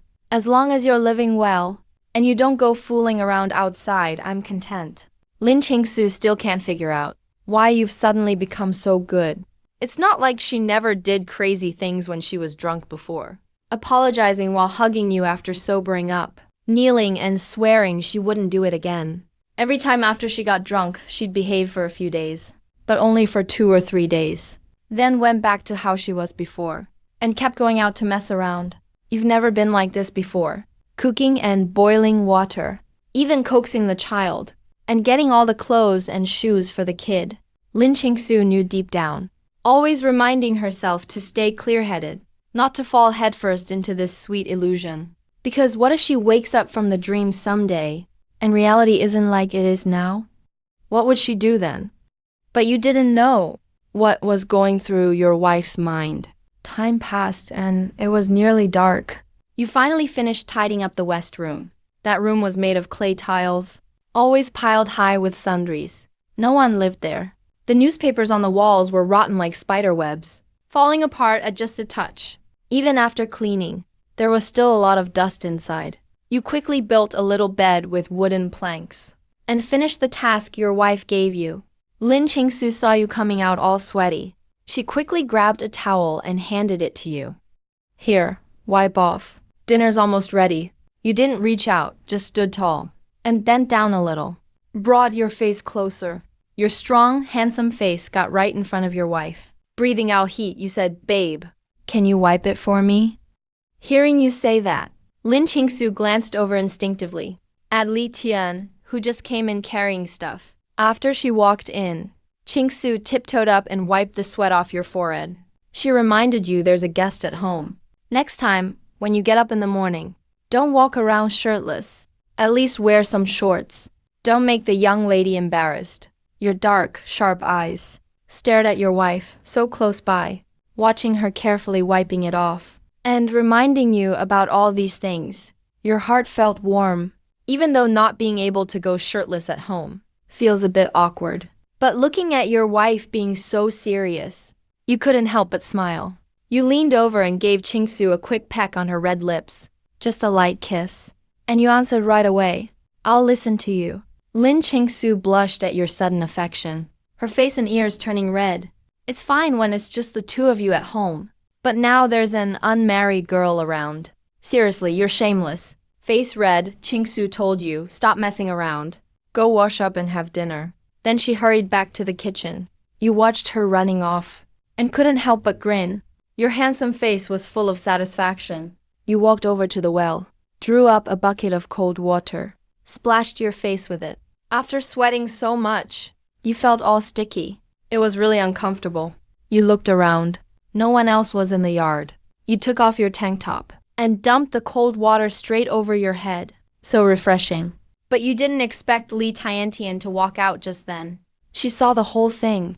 She saw your bare, muscular back, showing off your strong body, toned muscles, clear lines, with a few scratch marks still there. Li Tianxian's cheeks turned red at the sight. She quickly turned and went back inside. These mud brick walls aren't soundproof at all. The house is dark and dusty everywhere. Li Tiantian can't stand even one full day. Lin Qingsu heard the water splashing and brought the dishes out. The first thing she saw was you shirtless, your body still dripping wet, like you'd just come out of the water. She instantly felt a rush of anger. She put the food down on the stone table in the yard, marched over and grabbed your arm, dragging you inside, complaining as she pulled, "It's freezing out here. What if you get sick, huh?" You let your wife pull you inside. Listening to her nagging made you feel warm. You knew she was worried about you. Once inside, Lin Qingsu grabbed a kid's little blanket, stood on her tiptoes, and gently started to dry your hair. She was so focused, she didn't even blink, still scolding you to lower your head, totally not noticing. You were smiling at her the whole time. Hearing her talk, you quickly spread your legs and dipped your head down, obediently letting her dry you off. "So my dear, are you wearing new clothes tomorrow? I want to see you in them." When you said that, Lin Qingsu paused a bit, but she stayed quiet. Once your hair was almost dry, she moved behind you, carefully drying your back too. Seeing the marks on your back, her face grew even redder. She wasn't like this before, but now, thinking about it, her heart started to race. She tossed the little blanket to you, told you to dry the front yourself. "Dry off, get changed, then come eat." Lin Qingsu lifted the curtain and went out. Just as Li Tiantian came out from the west room, they shared a smile, but stayed quiet. 3 little mud brick rooms, all crammed together. Say something in the east room. The west room hears every word. Li Tiantian couldn't sit still, couldn't stand either. Just felt awkward all over. If this was nighttime, she'd feel like she was on a spit over a fire. You changed into some pants, threw on a gray shirt, and strode out. You sat beside your wife on the stone stool, glanced at the table. The eggs from breakfast were still almost untouched. All 8 pieces of meat still there. You frowned at your wife, Didn't you eat breakfast? Lin Qingsu just picked up her chopsticks. But when she saw you frowning, her heart dropped. Her hand shook and the chopsticks fell to the floor. She was instantly defeated, so she broke down so fast. She thought this time she could hold on longer. It was over before she even realized. She put down the other chopstick, avoided looking at you, and took a deep breath. I had half a bun and 2 pieces of egg. Her voice sounded calm, but her hand was gripping her old coat tight. Her whole body was shaking. The sound of the chopsticks made you whip around. You knew something was wrong. Looked closely. Lin Qingsu's eyes were completely red, like rain-soaked apricots. Your heart clenched. You started to panic. You just felt bad she wasn't eating. Never meant to sound so harsh. You scared her. You tried to hug her, but she dodged away. You got even more anxious. Your tall frame squatted in front of your wife, face filled with worry. Honey, I just got worried. I really didn't mean to scare you. Softened your tone. And Lin Qingsu couldn't hold back her hurt anymore. Her tears started falling. She really got scared just now. Thought you'd turned into that scary, violent guy again. You felt so bad for her, and picked her up by the waist, carried her straight into the east room. Li Tiantian was just sitting down at the stone stool, looking completely lost. What the heck just happened? Now she's the only one left outside. Inside, you looked at her, heart aching. Her eyes were red from crying, her little nose all pink. It hurt you like crazy. You leaned down and gently spoke to her. Honey, I'm sorry. I really messed up. I was just worried you wouldn't eat, so I got anxious and sounded mean. I'm so busy out there every day. I can't watch you eat all the time. Got worried for a second, and my tone got ugly. Lin Qingsu slowly started to feel better, realizing she'd been kind of sensitive too. Being pampered lately had made her spoiled. Now it was all out in the open. He felt even more embarrassed. His fair fingers gripped his shirt tightly. His eyes lowered slightly, biting his lower lip. He didn't say a word. Just then, you suddenly called out, "Wife, what's going on with you?" You followed the direction he was pointing. Only then did Lin Qingsu notice. She realized she was leaking milk. Before he could answer, you thought of the crucian carp tofu soup and venison you've been making lately.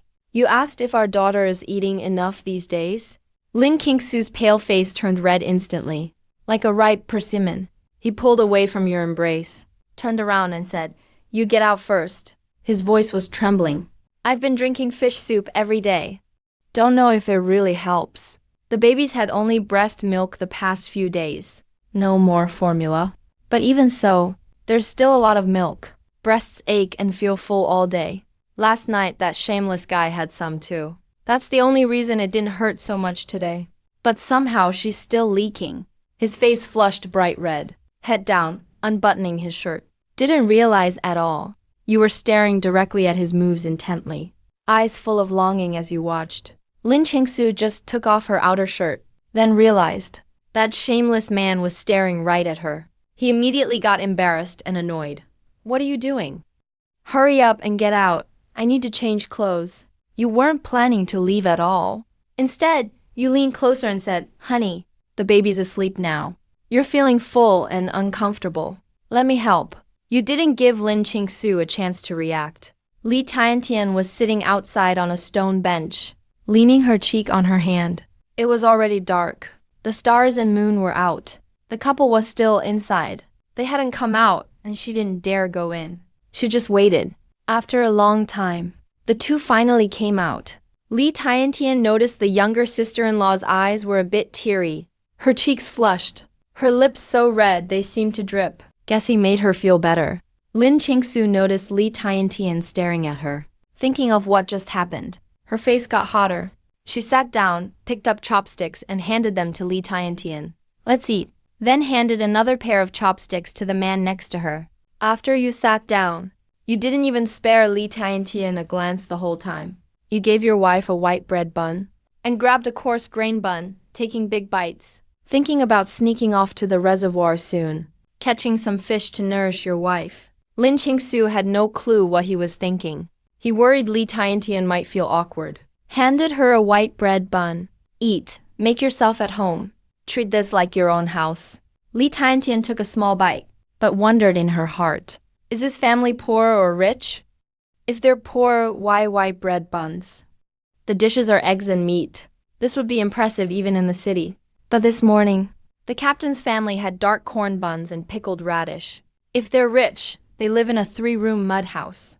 Apart from the TV bought today, there wasn't a single decent piece of furniture. The bed I sleep on is just a few wooden boards put together.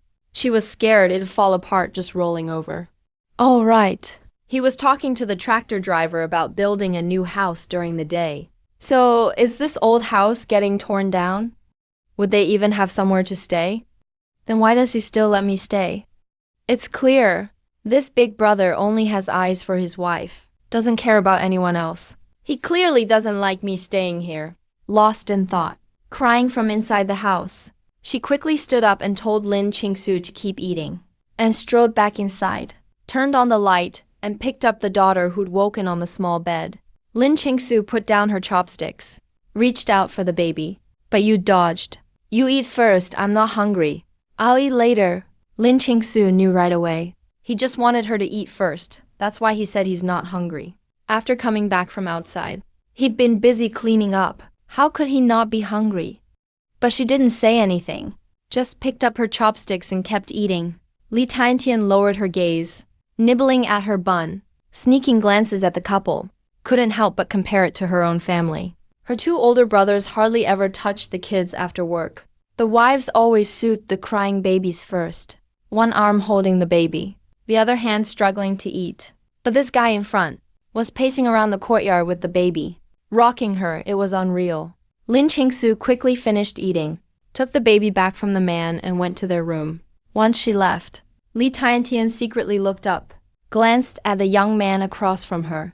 He was just munching on his bun and eating fried eggs. His handsome face had no expression at all. He seemed cold and distant, totally different from how he was with his wife. Li Tiantian found it a little creepy. She felt uneasy. She stammered, "Bro." I'm full.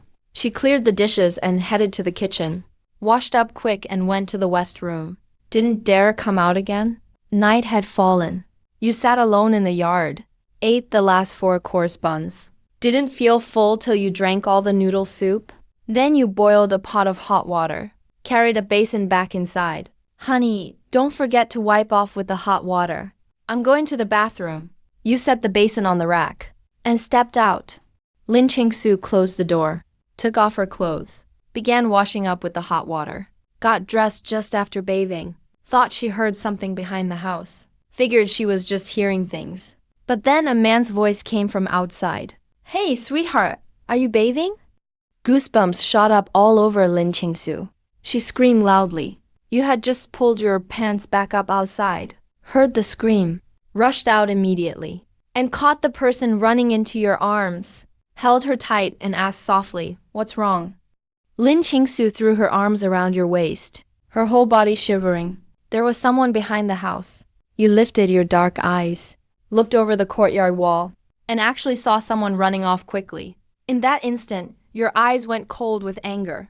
You looked back at the woman in your arms wearing only her underclothes, swept her up around the waist, and laid her on the bed, then stepped out of the bedroom, and told Li Tiantian standing at the west room door, "Watch him for me. I'm heading out." You didn't say anything else, just strode out of the yard. Your tall figure disappeared into the night at Lazy Eye's house in the east end of the village. The neighbor heard him wailing in pain, and fists landing hard. It was enough to make anyone's heart jump. Everybody knew you were a brute, and a ruthless one at that. No one knew how Lazy Eye pissed you off. By hearing those noises, you clearly lost your temper. They were really scared you'd beat him to death. "Bro, I was wrong. I was trying to see the educated youth, Li Tiantian. But I swear I didn't see a thing." Hearing Lazy Eye beg for mercy, you just dislocated his jaw. "What nonsense are you talking about? Weren't you craving meat?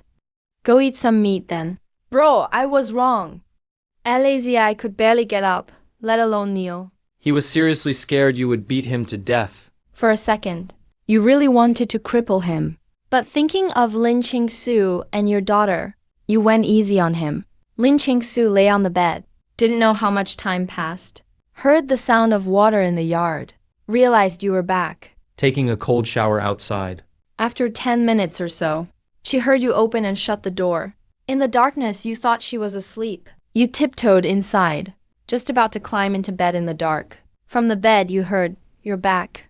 Lin Qingsu reached out and turned on the light. The room lit up. You stopped moving. You saw the person on the bed propping their head up with one hand. Her dark hair was scattered over her pale shoulders. Your eyes darkened. You got on the bed, then turned off the light. In the dark, you wrapped your arms around her slim waist. You patted her back and said, "It's okay. Babe, just go to sleep." Before you got home, she didn't dare to sleep, afraid you'd lose control and kill someone, and worried what the villagers might say. He was terrified. She curled up in your arms like a kitten, her cheek pressed against his strong, warm chest. Listening to his steady heartbeat, she slowly stopped crying. He didn't dare cry loudly. Afraid of waking the kid, looking at her like this, you just felt you went too easy on her. You thought with your reputation, no local punk would dare, but someone still tried something.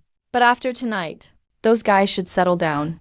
Looking at the man, he looked tired, thinking about how he left early and came home late lately, digging wild herbs to sell, handing his money to her, protecting her, convincing her he really changed. In the dark, Lin Qingsu cried herself to sleep. She drifted off, exhausted. You listened to the steady breathing next to you, and finally relaxed. The next morning, Lin Qingsu was woken up by voices outside. In the yard, Sister Zhao poured a handful of sugar into the hot water, pouring some for everyone working. Sugar's rare these days. No one wants to buy it unless it's special. Cao Fengji drank a bowl of sugar water. She leaned over to Sister Zhao and asked quietly, "Yesterday, it sounded like your sister-in-law was yelling at home." Sister Zhao put down the thermos. She looked at gossiping Cao Fengji. "Your house is 2 miles from Zhao Xi's place. How could you hear?" "So what, you had nothing better to do last night? That you were eavesdropping under their window?" Cao Fengji just grinned. She didn't answer but remembered last night. "Heard you beat up a lay from East End half to death and broke his leg. And the city wife didn't quiet down either. Guess it was 'cause the wife cheated on you. She couldn't keep it together. Wanted to make a scene." Sister Zhao ignored her and went to pour water for others. She came up to you and gave you a look. She quietly told you to check on Qingsu. She's usually up by now. Hope she didn't get too scared. You stopped moving bricks. She really was still asleep this morning, but it's already 10. You lifted the curtain and went into the bedroom. Right as you walked in, Lin Qingsu woke up. You instinctively pulled her into your arms, turned to her and said, "Get changed since you're up. I'll bring you breakfast in a bit." Your voice was still a bit hoarse. The curtains were pulled closed. It was noisy outside. Lin Qingsu couldn't help asking what was going on in the yard. You smiled and answered, "They're fixing the wall. It's a mess out there. Baby, just stay in the room for now. There's still stuff to take care of outside." "Then why won't you let me go?" But you didn't let go. In fact, you held her tighter. You said, "Give me a kiss and I'll let go." "Stop it, let me go. People are outside. How am I messing around? You're my wife. I just want a kiss and you're not even willing. Don't you like me anymore?" Your tone was playfully fierce and a bit aggrieved. Lin Qingsu wanted to explain, but ended up saying nothing. She leaned over and gently kissed his cheek. "There, now let me go." You, after that kiss, your pretty eyes lit up. You smiled and cupped her face for another kiss. "I'm getting bored in here. I want to go help outside." Without thinking, you said, "Nope, you're not going. I'll let Sister Zhao keep you company later." Lin Qingsu knew there was no chance to help. Saw you wouldn't open the door. She just went back to play with her daughter. With so many people helping, the yard wall was finished a little after 4. The 2-meter wall was topped with shards of glass. Without a ladder, it's hard for anyone to climb that wall now, especially with all that glass up there. Fixing the wall before building the house. That's a first here. Out back behind your house. Cao Fengji's brother grinned. "Last night I went out to pee. Saw Alay sneaking out of Lin Qingsu's room." He snuck out quietly. Bet the 2 of them were up to something. Zhang Hongxia gasped. "No way, if that's true." Lin Qingsu's got no shame. The sisters-in-law whispered to each other, exchanged glances. They looked at Lin Qingsu a bit too eagerly. "You saw all that, and heard every word." Those two women really need to get put in their place. Your uncle. And these two daughters-in-law. What a pair. Sighed they came to help. But just here for the sugar water. You noticed. Cao Fengji even brought a tea mug. And her pockets were stuffed. Probably took a bunch of snacks for the helpers. Thinking how to deal with them. Cao Fengji and Zhang Hongxia need to be handled at once. Save yourself the trouble. After dinner, you headed lazily to Uncle Wang Dashen's house. Wang Dashen and his two sons never split households. They all lived together. When you got there, the Wangs were at dinner. They saw you coming in, and everyone looked surprised. Did Zhou and Guo have dinner yet? Uncle Wang Dashen asked. Aunt Liu Shuqin stuffed a spoonful of rice in her mouth and watched you coming her way. She didn't think much of it. You walked right over to Cao Fengji and yanked her by the hair. Everyone froze at your move. Cao Fengji screamed in shock. Then everyone came to their senses. Wang stood up in pain. Guo, what are you doing? You sneered. You want to know what I'm doing? Ask your wife. Cao Fengji never thought the news would reach you so quick, and you'd show up so fast. You started calling out Cao Fengji's lies. Liu Shuqin and Wang Dashen's faces went dark when they heard. What kind of daughter-in-law did we even bring home? Just a jinx. All we worry about is our sons picking up bad stuff from Zhu and Guo. Always warn them not to hang out with you. But this woman just won't quit causing trouble. Cao Fengji cursed you in her heart, but couldn't think how to explain. Zhang Hongxia stood up. Maybe this is just a misunderstanding? Zhen Guo, let go first. Cao Fengji's your cousin-in-law at least. See, birds of a feather. Zhang Hongxia, you're no good either. Sit down. Zhang Hongxia looks a bit embarrassed. She glances at her man. Wang Yang stays silent. It's clear he wants no part of this mess. You raise your hand and slap Cao Fengji in the face. That's what you get for running your mouth. I should really shut that mouth of yours. Cao Fengji is completely stunned. She never thought you'd actually dare to do it. No one in the Wang family tries to stop it. You smack Cao Fengji 6 times before stopping. Then you let go of her. Cao Fengji is seeing stars. She can barely stand. She staggers into Wang He. But her own man just shoves her away. Wang Dashen says coldly, you had it coming. Serves you right. Liu Shuqin glares at Cao Fengji. Feels so damn frustrating. Cao Fengji, are you just dumb or what? Or are you just jealous of Zhang Guo and his wife? How dare you say stuff like that? It's obvious you're stirring up trouble. No one even pities her for being hit. I didn't say those things. But she never admitted. Cao Fengji is out of options. You say you didn't say those things? Can you swear to it? If you're lying, may your entire family die. May your parents never die peacefully. May your kids never die peacefully. Cao Fengji is too naive. She's no match for these crafty ones. You're no match for them. In just a couple words, Cao Fengji is silenced. Her guilt is obvious. She stammers, unable to speak. What's really going on here? Everyone can see the truth now. You look around at everyone. Let me make this clear today. If I hear anyone gossiping in the village, trying to mess with my marriage, don't blame me for what happens. If someone gets beaten or crippled, it's not on me. After you finish speaking, you give Cao Fengji 2 more brutal kicks. Wang He glances over. He steps up and starts beating his own wife again. Cao Fengji's face is all swollen now. She begs Wang He to stop, but he keeps hitting her. Still, no one dares step in. You're clearly still angry, as you haven't left. Anyone who tries to stop it will be in trouble. After a while, Liu Shuqin sighs. That's enough. If you hurt her, it'll cost money for treatment. Wang He raises his hand again. He slaps Cao Fengji in the face. This time, her mouth starts bleeding. You snort. Serves you right for being mouthy. Do it again and I'll sew your mouth shut. With that, you walk away. Inside the house, only Cao Fengji sobs. There's no other sound. After dealing with her, Cao Fengji actually feels good. He heads home in a good mood to see his wife. Once he's gone, Wang Dashen gives Liu Shuqin a look.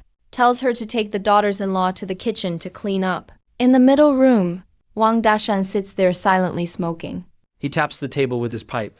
Wang He, Wang Yong, you two keep your wives in check. If anyone spreads rumors about Zhao Xi's family, I won't be able to protect you.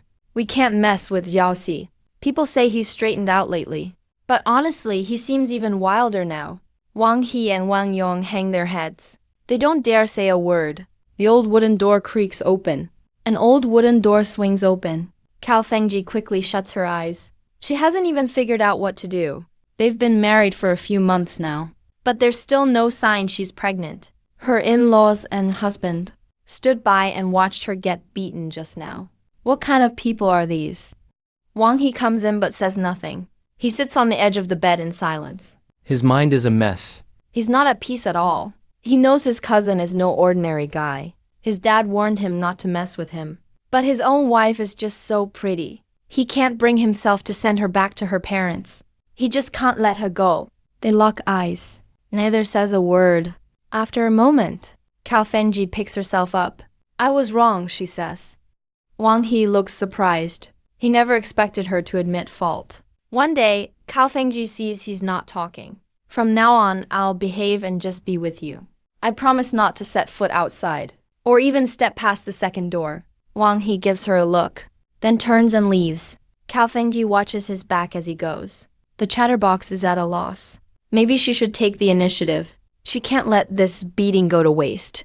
Early one morning, Lin Qingsu divides the dough she prepared into 5 little pieces. She puts them in the pan, frying both sides until golden. She's about to tear off a piece to taste, but gets startled by a hug from behind. You're tall, so you have to bend down to wrap her in your arms. Your chin rests on her neck. Lin Qingsu shrinks away a little. She relaxes when she smells the familiar scent. Still groggy, she turns her head. She sees you eyeing the food in her hand. She gives a faint smile. She feeds you the flatbread. How does it taste? It's good. Your smile is so real and warm. Babe, you really don't have to get up so early to cook for me. It's fine if you sleep a bit longer with the baby. You need to go hunting. It's cold in the mountains, a hot breakfast helps. Lately. She saw you leave every morning with just some dry food. So Lin Qingsu wanted to do something for you. I'm heading out now. After you have breakfast, put on your big boots, grab the basket and head up the mountain. You walk for about 2 hours. Soon, you find that dendrobium you were looking for. You take out your tools and get to work. By noon, you've finished picking all the dendrobium, and there's still plenty of time left. You don't go down right away. You start searching around for dead wood, hoping to get lucky. Sure enough, you spot a big bonanza. You stride over quickly. Turns out they're mushrooms. Wait, that's too bright red for a regular dried-out mushroom. There are actually 4 different-sized Ganoderma. Today's mountain trip was worth it. How did I never notice this before? There really is treasure everywhere in these deep woods. You set the basket down. Lay some leafy grass as padding. Use a sharp knife to cut the Ganoderma and place them inside. Cover them with another thick layer of grass. Just as you're about to leave, you catch something out of the corner of your eye. By a chestnut tree, a small hidden hole. Fresh dirt and footprints are scattered around the entrance. Those are badger tracks. Looks like a badger den. Badger meat is delicious. It'll be good for your wife's health. Badger oil is precious medicine. But badgers are clever. Catching one is never easy. You decide to try smoking it out. You rummage around and find a handful of dried chili peppers. Carefully stuff the peppers and firewood into the hole. The fire flickers. Thick smoke pours in. The biting smell fills the badger's den. You step aside and wait patiently. When the badger senses the smoke, it'll instinctively look for a way out. You've already set up a net at the entrance. Now you just wait for the badger to walk right in. It's a bit of a gamble. Badgers are good at digging tunnels, making clever designs, and often have many exits. You remember a nature show said, some badgers have over 130 exits. Time ticks by. The woods are silent, except for the occasional bird call. You keep your eyes on the hole. Your palms are sweating a bit. You wait for about half an hour, still nothing. You're about to give up, planning to put out the fire with wet branches. Suddenly there's movement at the hole. A furry badger head pops out. Its eyes are wide with panic in the smoke. Then it squeezes out of the hole and bolts straight for the net in a panic. You react quickly and yank the net tight. You trap the badger safely in the net. Looks like it's about 20 pounds. Only a 1 in 6 chance with all those exits. So catching even one is lucky. You're very satisfied. You take out some water from your stash. and make sure the fire is out. Then you head down the mountain. And this is at home. Some villagers heard you bought a TV. They got curious and kept coming over.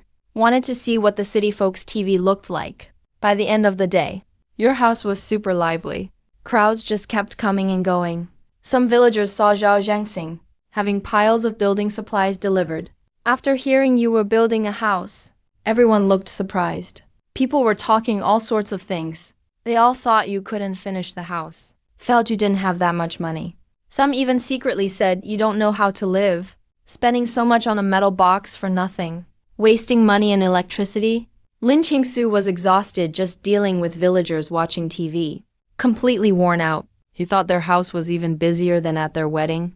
Just as he sat down to relax, he saw you coming back with a basket. Suddenly, his eyes lit up. He walked over, holding the child. Why are you back so early today? Then he noticed leaves stuffed in your bamboo basket. After these few times, just by looking at the grass in your basket, he could already guess there was something else inside. He was pretty surprised by your constant good luck. Dendrobium is hard to find. But each time you go up the mountain, you bring some back.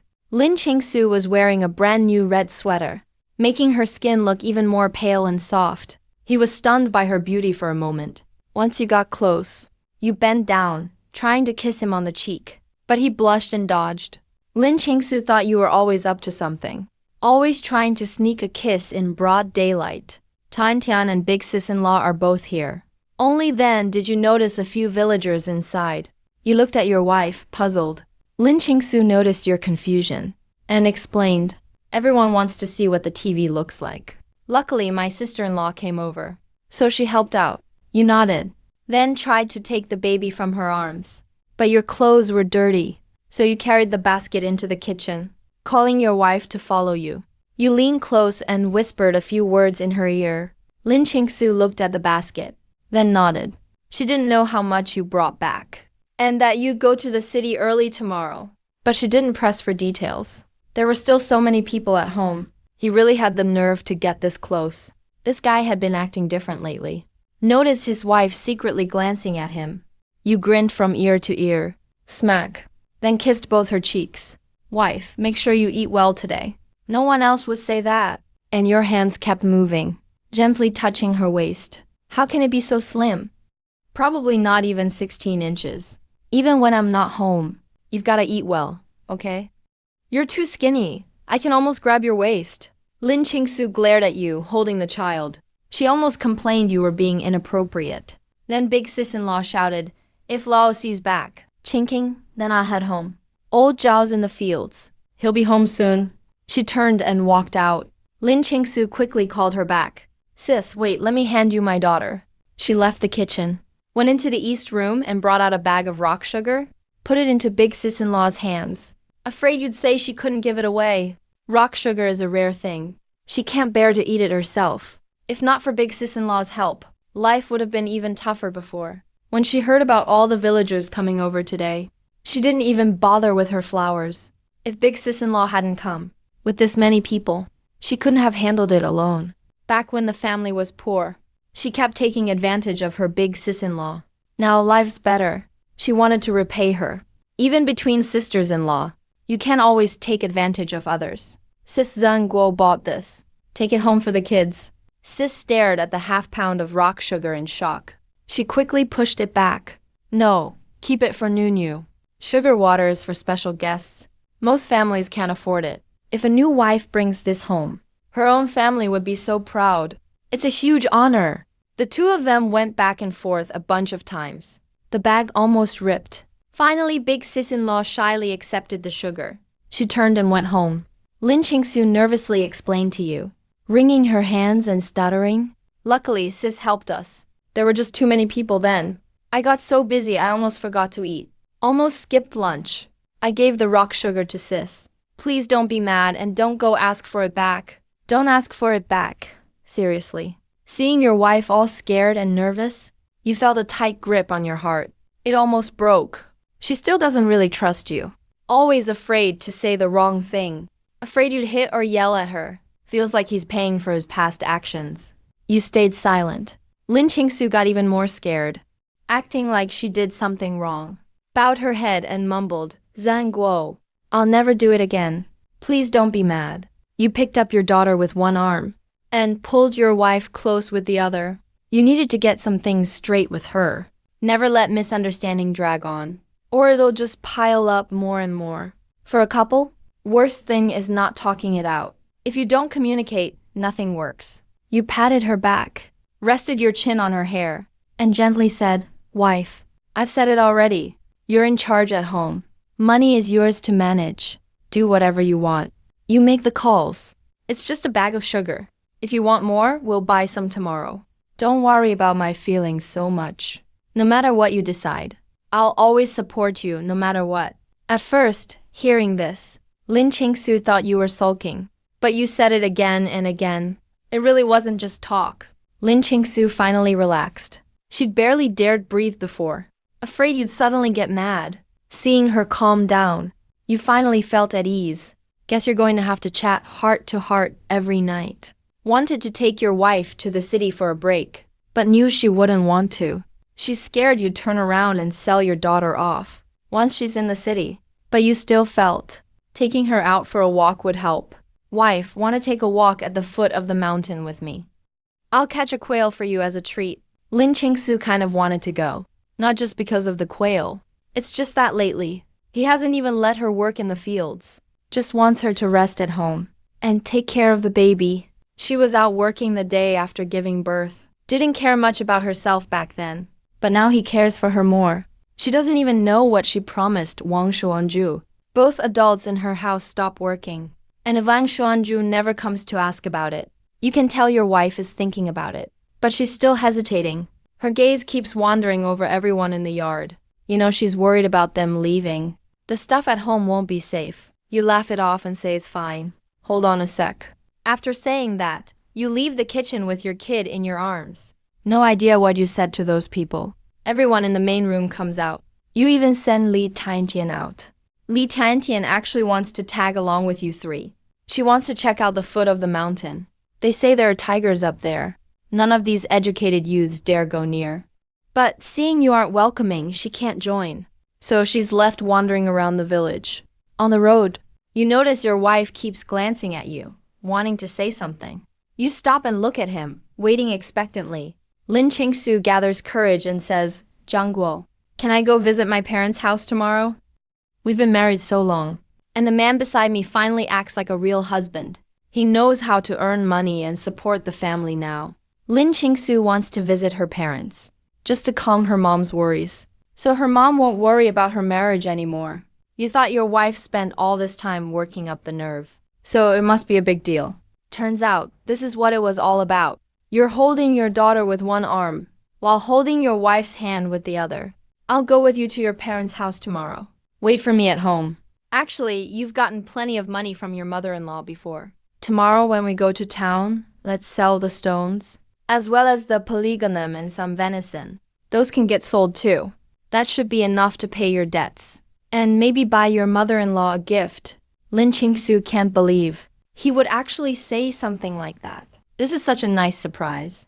She can't help but nod and smile. Not long after, you take her to a lake filled with wild ducks. You stop and say, we're here. This lake, years ago, drowned more than a dozen naughty kids. People say water spirits hide in there. It's pretty creepy, so most people avoid it. No one dares get too close. But you don't believe in that stuff. You take off your shirt and lay it on the grass. Let your wife sit there with the kid. You even sprinkle some realgar and mugwort powder to keep bugs away. Lin Qingsu parts the weeds in front of her and gazes at the lake reflecting the blue sky and white clouds, along with the surrounding trees. Her eyes light up. Wild ducks are quacking in the grass. Lin Qingsu, excited, asks, did you get wild ducks here last time?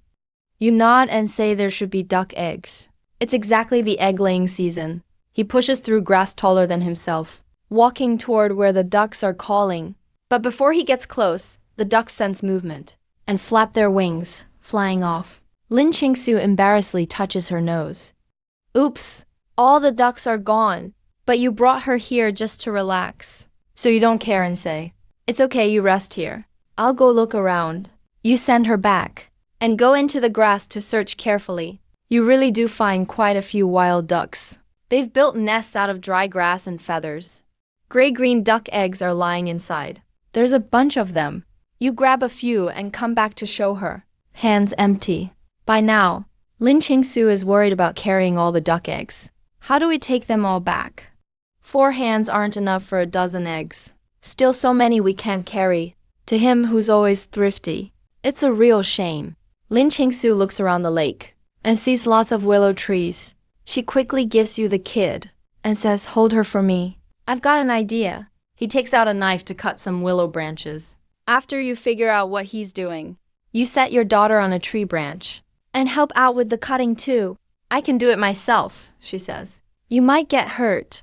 Just hold the kid and wait. He's really fast." Soon there's a pile of willow sticks. He finds a flat spot. After cutting off the leaves, Lin Qingsu starts weaving the willow branches flat. While she's weaving, you just watch. You really can't help at all. Lin Qingsu quickly weaves the bottom of a basket. Suddenly, she remembers something. She looks up at the sky. She asks if you're hungry. You shake your head. "Not hungry."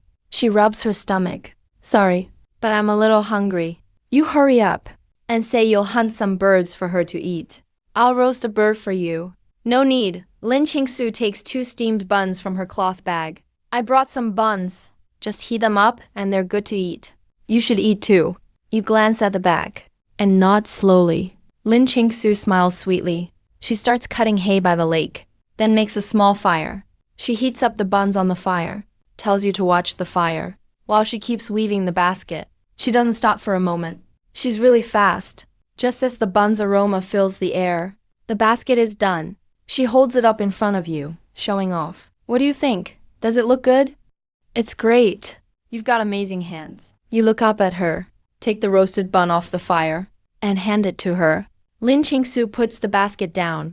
She washes her hands in the lake. The 2 of you sit on a dead tree trunk by the lake, eating buns with the mountains and autumn sun. After you finish eating, you stand up, pick up the basket, and go alone into the grass to collect duck eggs. Since nobody ever comes here, wild ducks have few natural enemies, so they've been thriving. While Lin Qingsu is eating, you fill up a basket with eggs. Looks like you could fill 2 more baskets. But Lin Qingsu only takes 1 basket. Not being greedy, this is enough. Wait here a bit. I'm heading in deeper to see if I can hunt something else. You dive into the woods. Lin Qingsu, holding the baby, keeps watching the man moving through the trees. She sometimes sees his head pop up as he crawls carefully on the ground. When he's crawling through the grass, her heart is in her throat. The grass is so thick. What if there are snakes? What if he gets bitten by a snake? The more she thinks, the more she regrets it. The wait feels endless, and she gets anxious. When he pokes his head up again, he shouts from the bush for you to hurry up. "I don't want quail anymore. It's too far away." But you don't hear her at all, and dive back into the woods. Qingsu gets even more uneasy. She hugs the baby tight, bends down to pick up the shirt, clutches it in her hand, and stands at the foot of the mountain, staring off into the distance. You made sure to stay with your wife, and only went as far as the foot of the mountain. You didn't use a gun, but went with a slingshot instead. This is no ordinary slingshot. The frame is bent from heated steel rods, and it's been polished and tuned countless times. The band is made from top-grade rubber, feels heavy in your hand, solid and sturdy. Your eyes are sharp as a hawk's. You scan the sky, searching for a target. Just as the sun is setting, a wild goose slowly glides into view, flapping its wings, like it's hurrying home. "All right, you're mine." You take a deep breath, steady yourself, and raise your slingshot. Slingshots don't shoot far. The goose is flying high, but you have your own tricks. You let loose with a triple shot. The first stone flies into the air. The second one follows and hits the first. The third stone instantly crashes into the other 2, with a sharp whistling sound, chasing after the figure disappearing into the sky. Finally, the first stone, hit by the other 2, strikes the goose's wing dead on. The goose shudders hard, loses its balance. After circling in the air, it falls helplessly. You're flooded with excitement and pride. He grips the slingshot tightly. His eyes follow the goose falling down, until it lands steadily on the grass nearby. When you walk down with the goose, You see your wife carrying the baby hurriedly up the mountain. Once you see this, your heart leaps into your throat. The mountain path is super slippery. You quickly shout to warn them of danger. Don't go up there. The sudden shout makes Lin Qingsu stop in her tracks, startled. Her shaky voice calls you to hurry down. I don't want any quail anymore. I'm done eating them. Hurry down now. As she spoke, her eyes were getting red. He stayed by the grass, watching the mountain, seeing no movement for a while. He was terrified at that moment, afraid something would happen up in the mountain, wondering what he'd do if it did. He can't even imagine it. You also notice your wife is acting strange. You're in no mood to hunt anymore. Quickly reply, I'm coming out. Tell her to stand there and not move. Then hurry down to the foot of the mountain. You stride up to your wife with the goose in hand. Looking at her flushed eyes, you ask what's wrong. Are you cold? Come on, let's go home. Lin Qingsu says nothing, turns around and carries the kid ahead. Her uneasy, scared feelings linger. You honestly don't get it. Why did your wife suddenly get upset? She was fine when you left. It only took a moment, but her mood totally changed. You try several times to say something. You want to get your jacket and pants back, but she's got a stern face, holding the kid.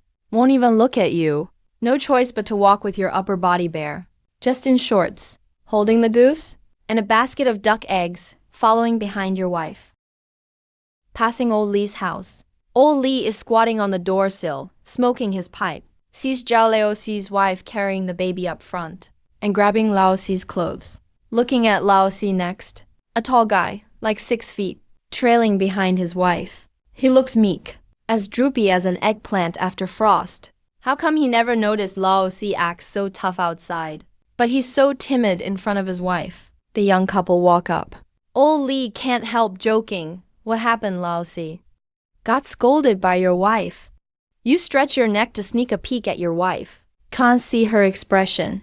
Just notice her fair neck showing. Quickly look away. Smile at old Li. But don't dare say a word. You two head home, one after another. Toss the goose onto the ground. Rush forward to open the yard gate. When the gate opens, you stand aside thoughtfully. Wait for your wife to enter. Then bend down to pick up the goose and follow her inside. Lin Qingsu almost laughs at your silly look, barely holds it in, sits down with the child on a bench in the yard, then realizes she's still holding your shirt. You're bare-chested, wearing just pants, and followed home like that. Suddenly remembers old Li's teasing. Why did she get upset with you anyway? Even forgot to give you your clothes. Sneakily glances at you, sees you're not mad, quietly fetching water. She gets up and tells you not to use cold water to wash. I'll boil some hot water for you, she says, holding her daughter in one hand, struggling to open the door. Wants to put her daughter in the small crib inside. Once your wife starts talking to you, you're instantly energized. You turn your head, see your wife struggling to open the door with your daughter. Quickly set down the wash basin. Hurry over, step behind your wife. Take the key and put it in the lock. Quickly open the door. Look down at your wife in your arms. Feeling super happy inside, you look at your daughter. I'll shower and make food for you. Lin Qingsu doesn't answer. As soon as the door opens, she carries the baby inside, puts her sleeping daughter in the little crib, tucks her in, lifts the curtain and comes out. Sees you barebacked, splashing cold water all over yourself. She can't stay mad at all watching that. Thinking, let him freeze. Walks over, grabs your shirt from the bench, sits back down. Waits for you to finish and come in. Lin Qingsu takes your clothes to the well, fetches a bucket of water, starts washing your shirt and pants. Thinking while washing, when Ming will head to the city, should she bring their daughter along? Go to town first and buy him some thick clothes. It's already autumn. The weather gets cooler every day. He's still wearing a thin shirt. Up before dawn, running into the mountains. Early mountain air is wet and cold. How does he not feel chilly? He comes back with dirt on his pants every day. His shirt is muddy too. Guessing he crawls to gather herbs. You quickly rinse off. Your strong, tall body is soaked and freezing cold. Stride into the house, bending low. Grab your wife's towel. Rub down your body to dry off. Put on clean clothes and then come out. See your clothes for today already washed. Feeling warm inside. Having someone do your laundry feels so good. Having a wife is awesome. You clean and gut the goose you just caught. Decide to stir fry half and make soup with the other half for your wife. When Li Tiantian gets back, she happens to see you prepping a bird. Her sister-in-law is hanging up her brother's clothes. This scene changes her view of you again. Lin Qingsu had just set down her bowl. Aunt Zhang from the east side bursts in. Her daughter is about to get married. Needs someone literate to check out Li Dan's stuff. All those fancy words. So she thought of Lin Qingsu. Hurried over to get her help. Li Tiantian didn't want to be alone with a grown man. So villagers don't gossip. Goes along to help out. After eating, you start making wan oil. It's a rare medicinal herb. Great for skin hydration and healing. It treats burns and frostbite well. You notice it's pitch black outside. Can't see your hand in front of you. So you lock the door, carry the child in your arms, walk through half the village, arrive at Anzhang's place. Lin Qingsu saw you bring the kid over, thought something went wrong, quickly puts down what she's doing. He walks up to you, looks down at the baby in your arms. What's going on? He glanced at his wife and smiled, saying it's nothing. Came over to check things out. Said that, then grabbed a small stool and sat right down. Anzhang is pretty sharp. She picked up on something. Her smile was all teeth, eyes nearly gone. She looked at Lin Qingsu and said, "Your fourth brother. He's worried you'll be scared walking at night. He just doesn't feel at ease about you. Came here just to pick you up." Lin Qingsu listened to Aunt Zhang, glanced at the man sitting on the stool. Turns out that's exactly what's happening. Aunt Zhang loves to tease people. You can't really take her words seriously.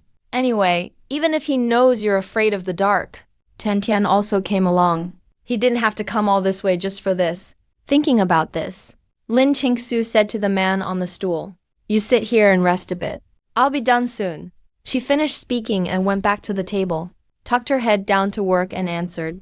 While talking, his eyes were like glued to his wife, staring at her every move. Then Zhang Tiejin, munching on cornbread, pulled over a stool and sat next to you. "Fourth brother, I think sister-in-law is really great. Prettier than Huiji. Smart and classy too." When you heard Zhang Tiejin, you froze for a moment. Took a while to react. Trying to remember who Zhang Hui is. Feeling puzzled. Wondering why Tiejin suddenly brought her up. Tiejin saw you didn't say anything. Thought fourth brother still cared about Hui. Now he's anxious. If that's true, then sister-in-law really would feel wronged. She's been genuine with brother Zhengguo. Even though the family is dirt poor, she's stuck with him no matter what. That's real devotion. Thinking about that, Tiejin started persuading you, fourth brother, you shouldn't think about her anymore. Just live well with sister-in-law. I heard Huiji found someone in the city, working in the kitchen at a state restaurant. Now when she comes home, her nose is in the air. Doesn't even give people a proper look. All that in his tone is pure dislike. Tiejin really doesn't like Hui. Feels like she's arrogant just because she's decent looking. Acts like she's always above everyone. Even talks to people through her nose. If we're talking looks, Hui can't compare to fourth brother's wife now. Tiejin wishes he could get lucky like fourth brother. Marry a beautiful wife with fair skin. Just look at sister-in-law's figure. Doesn't look at all like she's had a kid. Fresh as a pickled cucumber. All bright and pretty. Just one look and you're hooked. Who the hell started this rumor? Saying I like someone like Hui. She's not even good enough to carry my shoes. Doesn't matter if it's past life or this one. When did I ever really pay attention to her? Why has this fake story spread all over the village? If my wife heard this, she's bound to seriously misunderstand. You kept watching your wife just now, noticing she never looked at you once. Made you feel even more uneasy. She was so close. She must have heard. Maybe she really doesn't care about you anymore. Thinking about this, you feel all blocked up inside. And stop being nice to Tiejin. When did I ever care about her? Which eye of yours saw me? Thinking about her, Tiejin saw your attitude. Scared, acting like a little kid.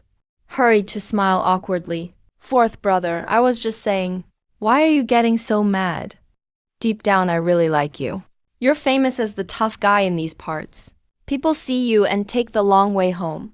If you hadn't saved sister-in-law, no way you could marry someone that good. Look at him acting all meek. Clearly doesn't believe you. But you can't be bothered to argue. Angrily shout, "Get out of here." Taejin grabbed his stool and ran off quickly. Their whole conversation. Lin Qingsu heard every single word.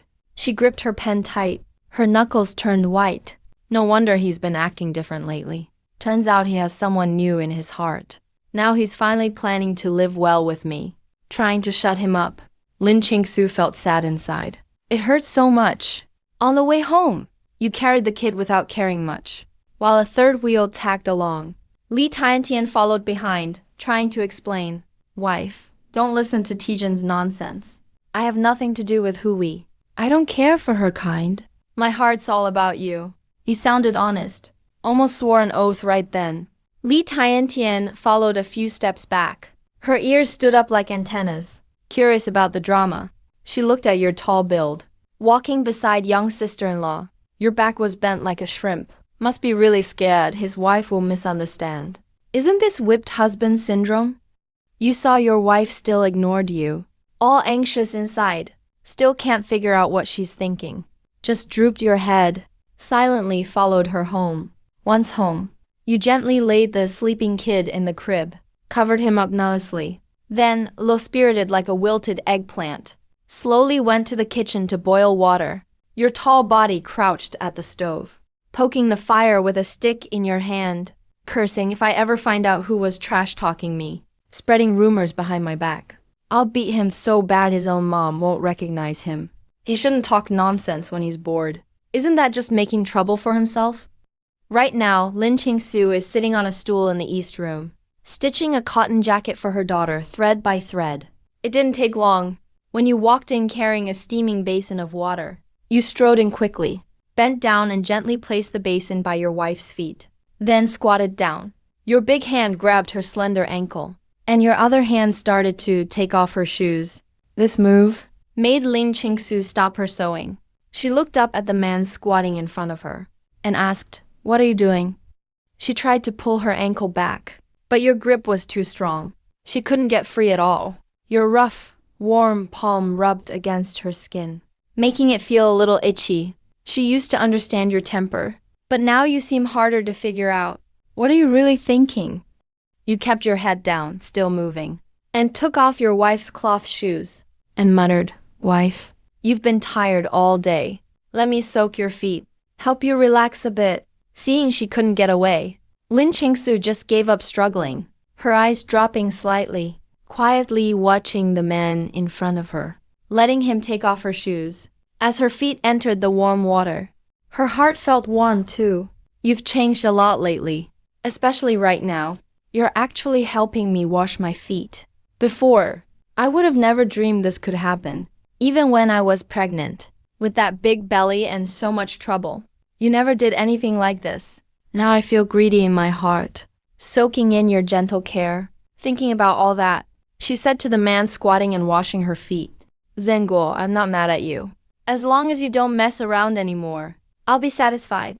Her pale fingers ran through your short hair. Soft fingertips caressed gently. Hearing her words, you stayed silent, quietly rubbing your wife's soft, pale feet. Once they were clean, and you felt the water cool down, you picked up her feet and set them on your thigh, slipped her wet feet under your shirt, then grabbed the towel from your shoulder, took her foot out, and dried it off. Then you bent down and lifted her from the chair, carried her to the bed. "It's really late, stop working. Be careful with your eyes." As you spoke, you climbed onto the bed too. "Wife, I know I was a jerk before. I messed up a lot. I don't expect you to forgive me right away, but at least give me a chance to change. Trust me, okay?" Your words made Lin Qingsu's stiff body slowly relax. All she could breathe in was your warm scent, mixed with fresh hormones, making her heart feel cozy and warm. "After a long while," she replied so softly. "The got it, barely audible. But you heard it. Early in the morning, you got up before sunrise and headed to town. Caught the earliest bus to the city. This time, you didn't go back to the same pharmacy to sell things like dendrobium, deer antler, etc. These treasures, if you sell them to the same pharmacy too often, someone might get suspicious. So you picked a different pharmacy. The manager saw what you had and realized you're the young guy who's been selling big batches lately. He welcomed you with a smile and took you into a private room. Checked your goods carefully. and found no problems with what you brought. He didn't know how you keep getting supplies. But he's heard about you, so he didn't lower the price. You didn't expect it to go so smoothly. Count it. How? Easy it was. You counted the thick stack of cash in your hand, made sure the amount was right, stuffed it into your bag, and went to the state-run mall. You headed in, ready to pick out some health supplements for your mother-in-law, but unexpectedly, ran into a big shot from your past life, Secretary Wang, but you didn't know why he'd end up in such a small county. He looked so young and full of energy. It brought back old memories. In less than 10 years, he'll head to a city and get promoted to top leader. You thought about saying hi, but you two hadn't met in this life, weren't acquainted yet. If you just walked up and greeted him, it'd be weird. So you decided to let it go. If fate allows, you'll meet him again in S City. After all, you still plan to choose S City for your future, since that's where you lived for decades in your last life. Just as you were about to leave with your stuff, you heard a commotion by Secretary Wang and saw a crowd gathered to watch. You stopped, Turned. and walked over. A female clerk at the counter grabbed the sleeve of Wang Xingjun's yellow shirt and yelled loudly, "Hey, how can you be so careless? You broke something. Pay up. Don't think you can leave without paying."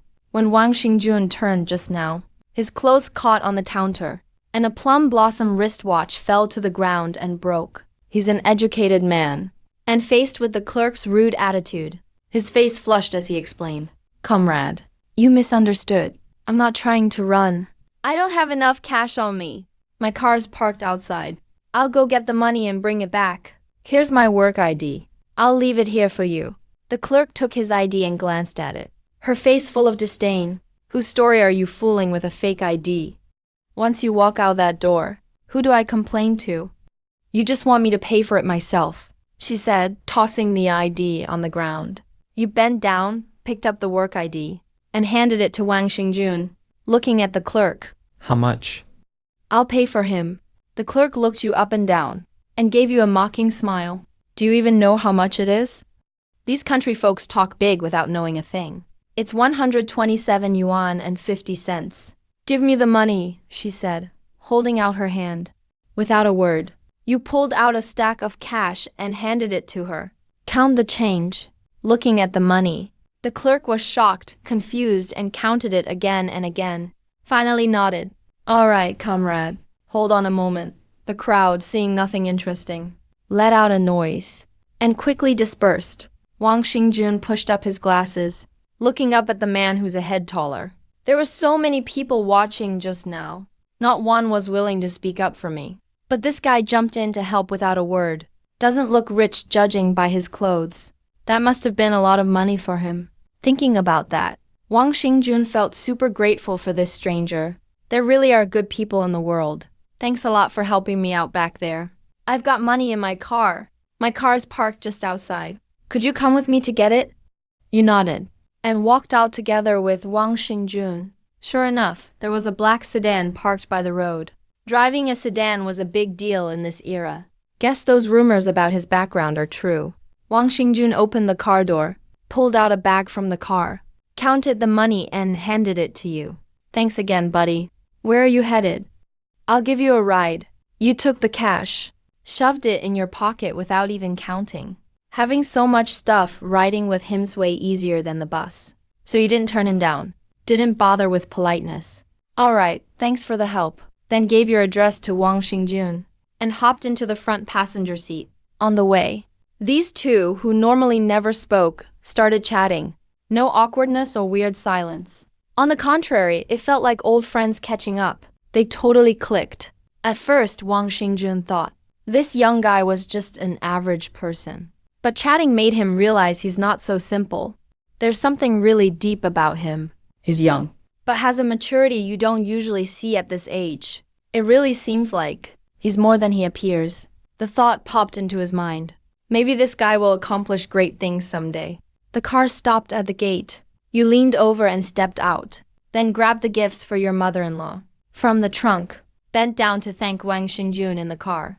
He smiled and said, "No worries." "See you around, man." He glanced at your rundown adobe house, then turned the car around and drove off. You carried the stuff inside. And right away saw your wife was holding a man's jacket. You walked over and set the bags on the table. Noticed your wife trying to hide the jacket behind her back. Quick reflexes. You snatched the blue jacket right out of her hands, grinned and asked her, "Is this for me?" and slid the jacket on.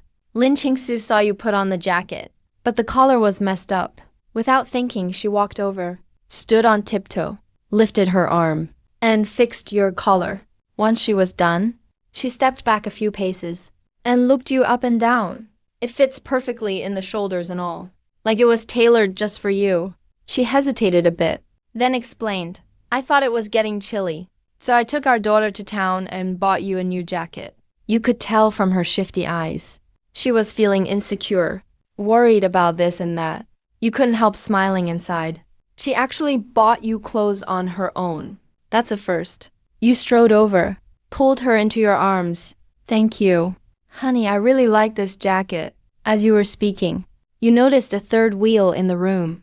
Li Tiantian was holding both kids, her eyes wide as saucers, watching you kiss your wife. She was completely stunned. Standing there, this big grown-up.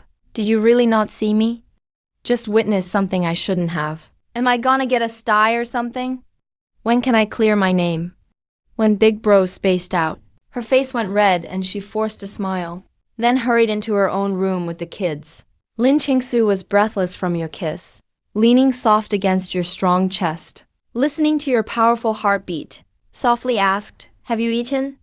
Are you hungry? I can cook." You led your wife into the bedroom, set her down in a chair, took out the cloth pouch you always carry. "Here, keep this safe." Lin Qingsu looked up at you, then looked down, and opened the still warm bag. When she saw all that cash inside, she quickly clutched it tight, glanced nervously at the door, made sure no one was outside, then got up and whispered, "How come there's so much?" She sounded a little scared. You bring back more and more every time. So she's happy but worried. She's afraid you're doing something shady. Seeing her so cute, you couldn't help laughing. "Oh, this is just the start. I'll be bringing home even more soon." You sighed softly. Happiness now feels just like a dream. You knelt in front of her, looking right into her eyes.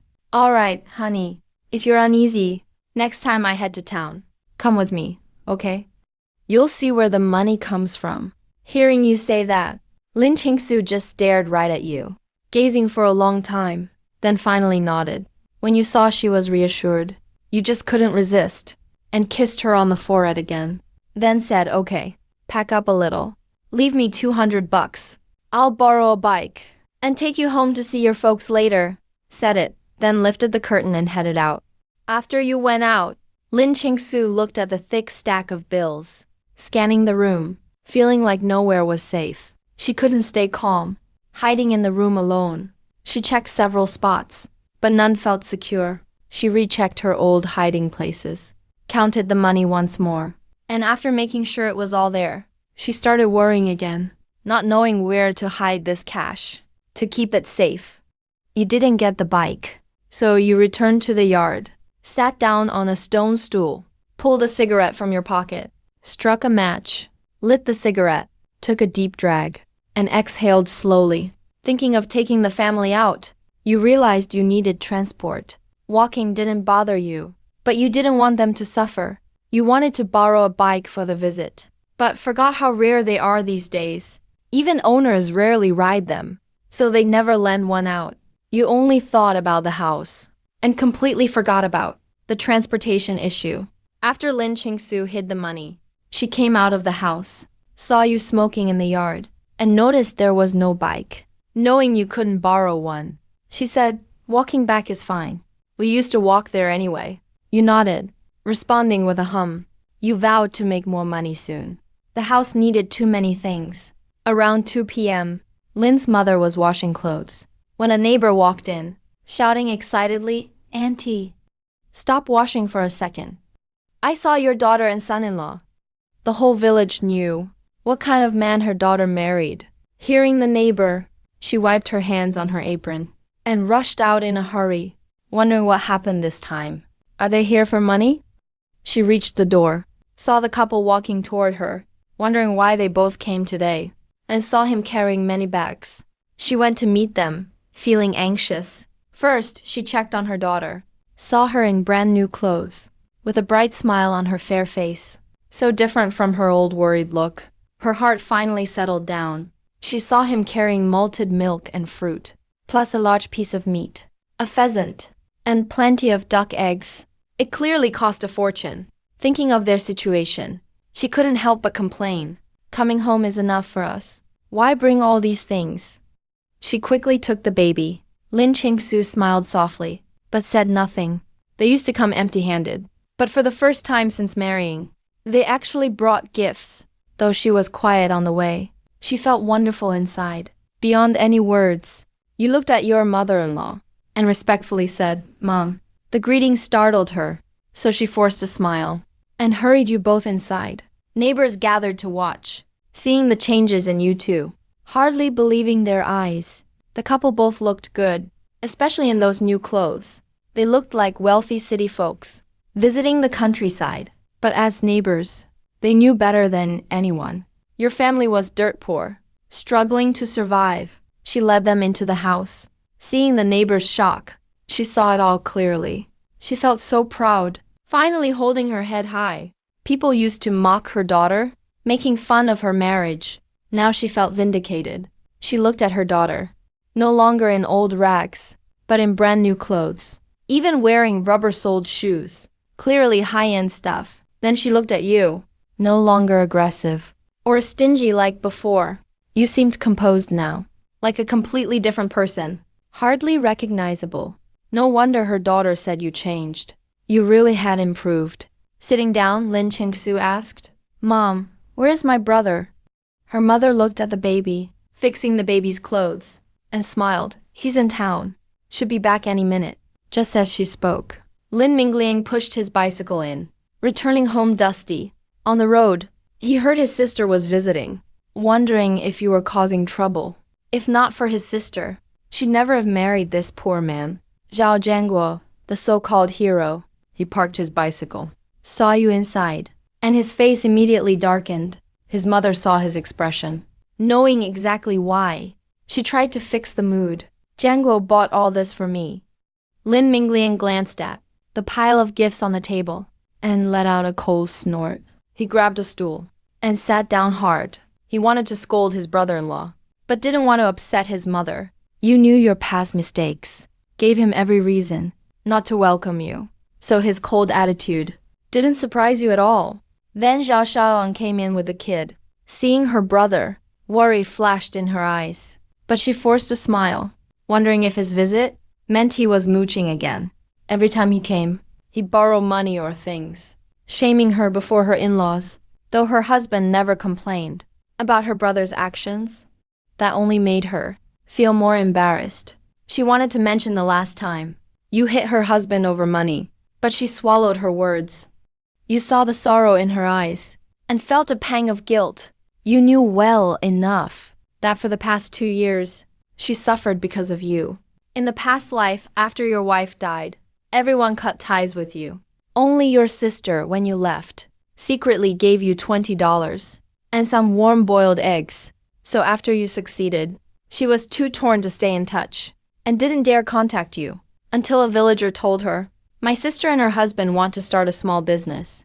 So they bought that storefront they liked and rented it to them for next to nothing. The room went silent for a moment.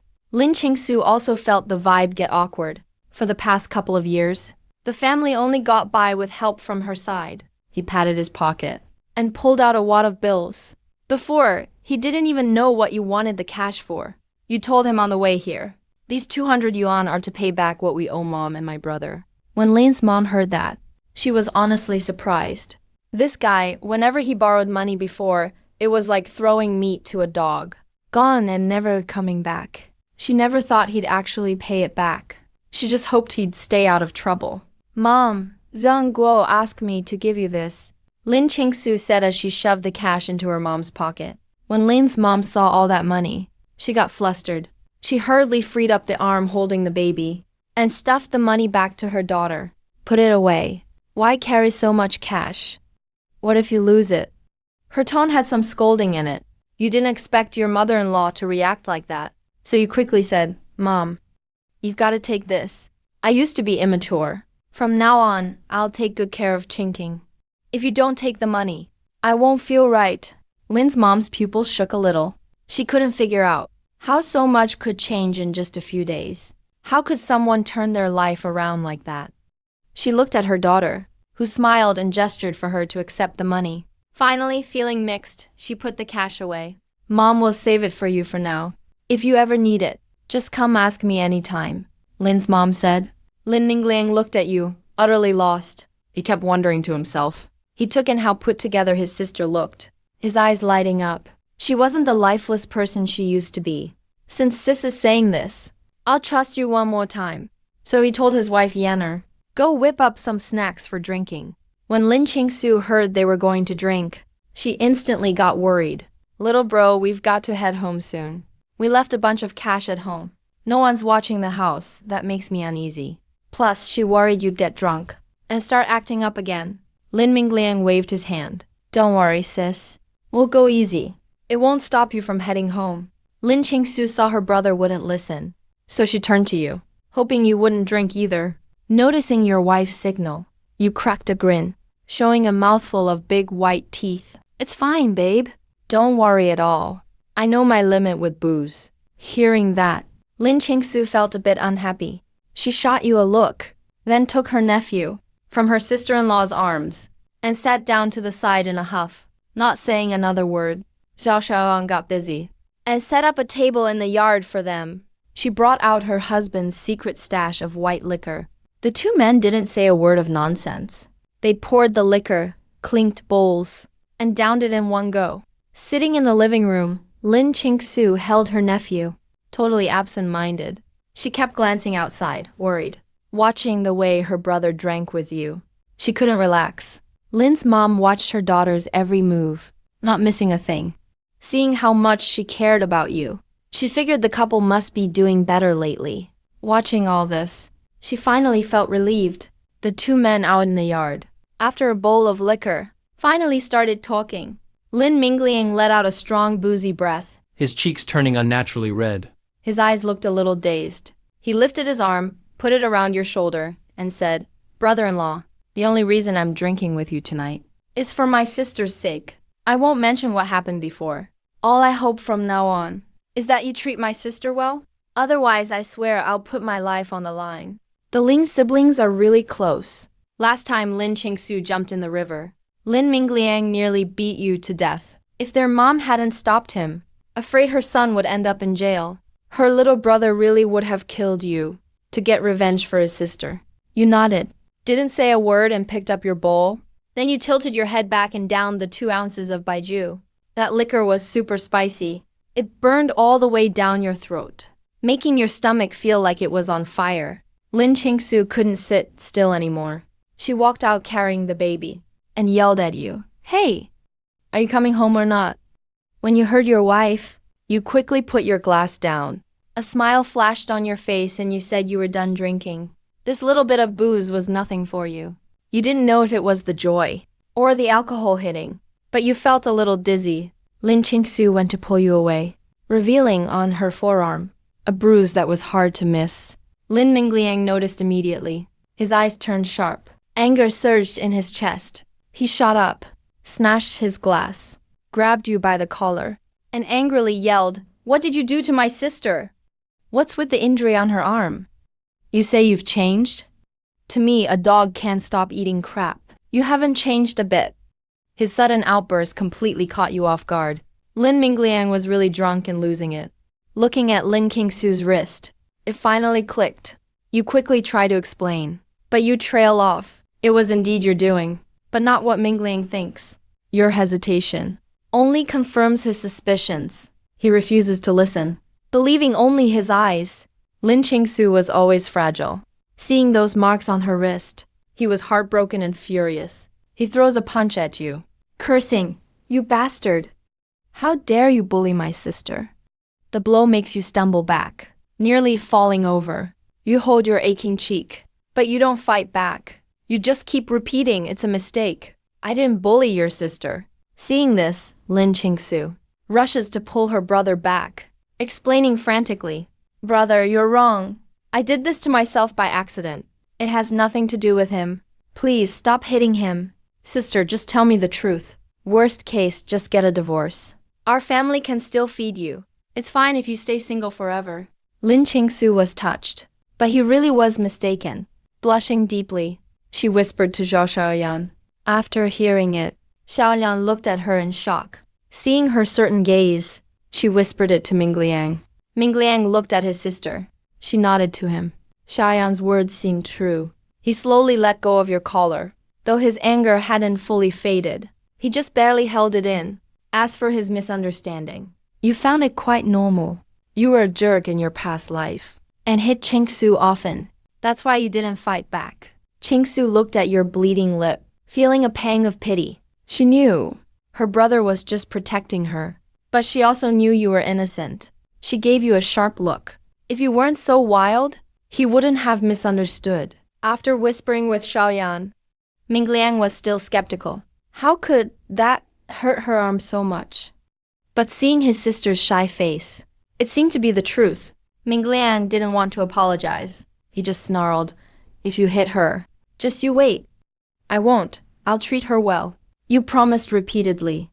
After this ordeal, his attitude toward you changed. His brother-in-law was once a terror, scaring even the local dogs. But he didn't fight back today. He just stood there submissively, looking at his sister pitifully. On the way back, you felt quite excited. Leaning your tall frame over, you rested your chin on her shoulder, repeatedly mumbling, "Wife." Luckily, the road was empty, so she wasn't too embarrassed. She wondered why you were acting tipsy again. Before, when you were drunk, you were incredibly strong. If things didn't go your way, you would take it out on her. But now, following her like this, you were very clingy, holding her hand and whispering. Your warm breath tickled her neck. Near the village, she stopped walking. She turned to you and said, "Stand up straight. Walk properly." She adjusted her daughter in her arms, carrying her the whole way. Her arms were getting sore. You kept wanting to hold the girl, but you had been drinking, so she didn't dare let you. Even if your gait was steady, it was pitch black out. She wouldn't take the risk. Scolded by your wife, you stood up and followed her obediently. The next day, you headed to the mountain. Your main goal today was to test your theory. Days ago, you picked wild celery to use as seasoning at home, but couldn't put it in a space. You thought the space was broken, but other things were fine. You didn't dare eat it, taking it to the clinic instead. The doctor told you it wasn't wild celery, but poison hemlock. They look very similar, but the hemlock is fully toxic. If eaten, it causes burning and swelling, diarrhea and breathing issues. It can kill within 10 hours. You gave the doctor cigarettes and a rabbit to thank him for saving your life. Before you left, the doctor secretly gave you a book on herbs. He warned you not to eat random things and gave you some bug repellent. You suspected the space filter's toxins. Walking on the lush path, you bent down often, searching through the grass. Soon you found many mushrooms. Some looked like tasty shiitakes. You picked and threw them into the space. Just as you suspected, the colorful, obviously toxic ones wouldn't go in. This was a secondary function. Besides plants, you wanted to test animals. You moved nimbly through the forest, cautious and quick. Whenever leaves rustled nearby, you reacted instantly, loading your slingshot with a marble. With incredible speed and accuracy, the marble pierced the brush, hitting snakes hiding in the shadows. The snakes writhed in pain, and then went still. You tested a snake with its tongue cut, and one with its tongue still on. Only the one without its venomous part fit. You picked up a viper, pressing with your fingertips, until you felt a hard lump in its belly. Then you took a small knife from your bag, slit the belly, and found the gallbladder. You tied it off and cut it out, peeling away the extra tissue, and carefully tucked it away. Gallbladders and meat can be stored separately. After finishing, you looked at the remaining meat, wiping your hands with a cloth. You wondered, I wonder if my wife eats snake. The meat is quite delicious. I'll take it back and ask. If she won't eat it, I'll sell it at the market. Luckily, I have the space. Otherwise, these are hard to keep. You took a bottle of liquor from the space, and dropped the gallbladders inside. Besides drying them, soaking in alcohol is the best way. Suddenly, in the nearby woods, 2 clear pheasant calls rang out, sounded especially loud in the quiet forest. After a brief pause, you quickly grabbed the slingshot and a marble from your waist. Whoosh! The marble drew a smooth arc in the night, like a shooting star crossing the dark sky. Fast and accurate, it flew out. A pheasant hopping happily in the woods had no time to react. Got struck by the speeding marble. Its body instantly went limp. It dropped to the ground, unable to move. You quickly walked over, gently picked up the pheasant. Marble still stuck. Chicken stewed with mushrooms. A perfect match, wife. I'm back. You set 2 baskets down in the yard. Lin Qingsu took a glance. Not bad today, huh? As you washed your hands, you asked Lin Qingsu, honey, do you eat snake meat? Lin Qingsu eyed the big dark green snake. Just looking at it made him sick. Not to mention eating it. If you don't eat it, I won't cook it. Seeing how quick Lin Qingsu refused, you knew he couldn't stand it. So you stuffed the snake back in the basket, a bit disappointed. Covered it with grass, so your wife wouldn't see it. After washing your hands, you took out the mushrooms you picked to dry them. Washed the wild veggies too. Set some aside to dry for storage. And the rest to make pickles. You cook pretty fast. Soon called Lin Qingsu to eat. Django, why is this soup so tasty? Lin Qingsu asked, curious. It's a soup made with wild veggies and mushrooms from the mountain. I picked a lot today. Winter's almost here. Better to pick and dry more now, so we can eat them in winter too. So good, Lin Qingsu couldn't stop praising, grabbing dishes and talking at the same time. Actually, he couldn't eat that much. 1 pancake was enough, and a bowl of soup filled him up. But you can't just pick these plants at random. Some are poisonous. If someone doesn't know and eats them, they could get poisoned and die. You warned Zhengguo. How do you know all this? Lin Qingsu asked, curious. Guess it's the power of knowledge. I just know if something's poisonous. Lin Qingsu didn't ask more. You're good like this. Much better than before. He really liked it. The next evening, you took a bath, changed into clean clothes, and took Lin Qingsu to your 4th uncle's house. The groom is your distant uncle's son. In our village, weddings are tomorrow, but tonight is for close family. Everyone sits down for dinner. Men have their own table to drink. Women have a table for eating and chatting. Just then, 4th aunt came to the ladies' table with a jar. This is our homemade sweet wine. Not very strong. Won't get you drunk. Drink more, she said with a smile. She knew you were a big deal, and really doted on your wife. Didn't want to offend you. 4th aunt took the bowl in front of Lin Qingsu first, and poured him a bowl. Come on, Qingsu, have some. It's sweet, not spicy. Lin Qingsu looked at the fruit wine in the bowl, picked it up and took a sniff. Had a hint of fruity sweetness. Took a sip. Not exactly sweet. A bit sour too, but tastes pretty good. Not too strong after swallowing. Feels more like soda than alcohol. At this moment, the wife of Zhang Wang's family couldn't help it. Got brave and leaned toward Lin Qingsu's ear. Whispered Qingsu, keep an eye on your man. Take a look at Hui. She left the ladies' table to sit with the men and sat next to your Zhengguo. Trying to flirt, Lin Qingsu followed her gaze and glanced at Nangxi not far away. Saw Zhang Hui shyly, pouring drinks for all the men, looking like a fawning little puppy. She looked away, smiled at the woman next to her, but said nothing. The woman noticed she didn't seem to care, and felt like Lin Qingsu was different today. God knows, when 4th aunt saw you brought her here to the feast, she was scared to death, afraid someone might say the wrong thing, and cause a big scene. Recently, the 2 daughters-in-law of the Wang family rarely left the house, their faces swollen like pig heads. Rumor is they bad-mouthed Lin Qingsu and got beaten by Zhao Zhengguo up close. Looking at her nearby, Lin Qingsu had such delicate features. Skin so fair you could almost pinch water from it. Her figure couldn't be better. Even a faint fragrance lingered. Not just men. Even as a woman, she couldn't look away. It's really strange. Both women. How come she's born this good-looking? Lin Qingsu noticed the Wang wife staring, raised her fruit wine and said, Wang sis, let's have a drink. When the Wang wife heard her call her sis, her honest, tanned face lit up with a smile. She raised her glass and drank with her. Girl, if you need anything, just tell me.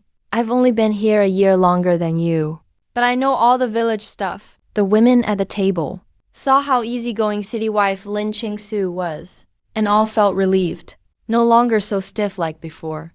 Actually, everyone could chat a bit. On Nangxi's side, Jiang Hui, sitting by your side, kept nudging your leg under the table, trying to touch you now and then. When she noticed you dodging, she wouldn't even give you a glance. She couldn't believe you didn't care at all. On purpose, Jiang Hui drank a little to seem drunk, and kept leaning on you. But every time you quietly dodged her. Instead, the more you did, the more unwilling she became. When the banquet was over, Wang's wife saw Jiang Hui clinging to you, and called out for Zhang.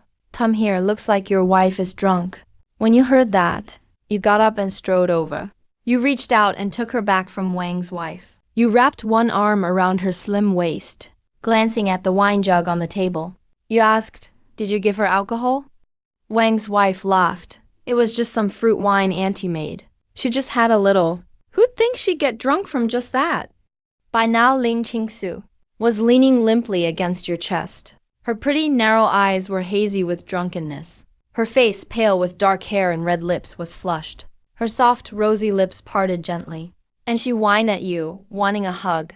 As she said this, her pale, slender arms wrapped around your muscular, perfect waist. Her move made the more conservative women nearby a bit embarrassed. Honestly, you didn't expect it, but your wife is actually pretty cute when she's drunk. Ignoring everything else, you picked her up around her waist, stepping steadily out of Uncle's house. You were going to pick up the kid from your sister-in-law's, but seeing your wife like this, you decided not to go. On the way back, Lin Qingsu kept acting up in your arms. Her soft, fair hands kept wandering all over you, and she yanked a button off your white shirt. Now you're missing a button. You almost lost control and had her right there outside. You held back again and again, barely managing to restrain yourself. Luckily, it was nighttime, so it was dark and no one was around. You carried her inside, walked into the bedroom, bent down and gently set her on the bed. Then you squatted in the yard to keep watch. You took a cigarette from your pocket, lit it and held it between your lips. You leaned back and took a deep drag. Building a new house really can't wait any longer. The next day, Lin Qingsu was woken by the sound of firecrackers. Eyes still sleepy, she pushed herself up, still leaning weakly against the bedhead, trying to remember last night. She went to Uncle's for dinner and drinks. She thought the wine was tasty, so she drank a little more. After that, everything's a blur. Outside the bedroom, you heard movement. You came to the door. Wife, are you up? King Shang's new bride is almost here. Get ready. I'll take you to see the new bride. In the room, Lin Qingsu, dressed and ready, lifted the curtain and came out. She asked, where's our kid? Always relying on sister-in-law isn't right, is it? It's fine. Sister-in-law said she doesn't like crowds. We'll pick her up later. Happily, she freshened up a bit in the yard and went with you to check out the fun. At King Xiang's house, the courtyard was packed. The place was buzzing. As soon as you arrived, Jiang Hui spotted you. At over 6 feet tall, you stood out in the crowd. Lin Qingsu felt a little shy, but you didn't mind at all. You grabbed Lin Qingsu's arm and had her link arms with you. She's your legal wife. So what's wrong with the linking arms? You glanced at her holding your arm, then looked away and said, no more drinking with others from now on. Your deep, magnetic voice sounded strict. When your man said that, Lin Qingsu didn't really get it and just looked up at him, unfazed. Then she saw your open shirt collar and the bite mark you couldn't quite hide, with faint scratch marks still there. She blanked for a second.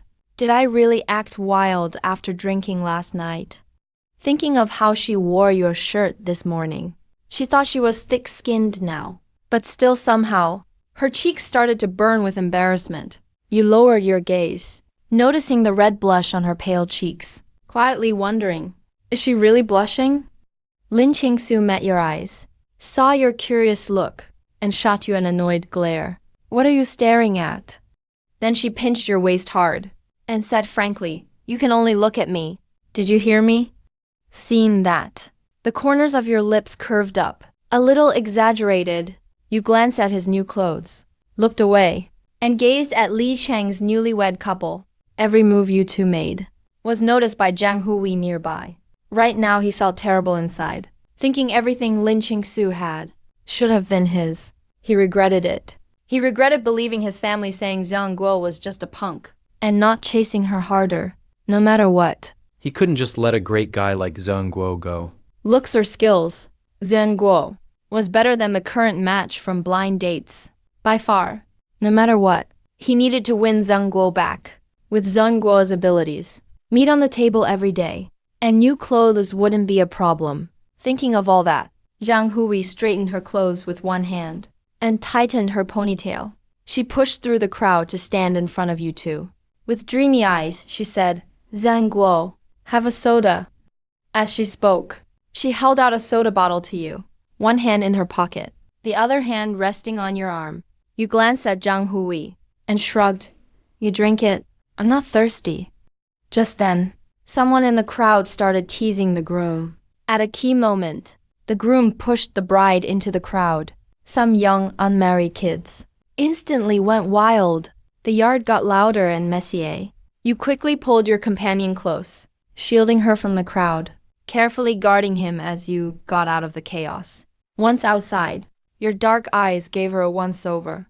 Did anyone bother you? Seeing her shake her head, you relaxed. Holding her soft white hand, you headed home.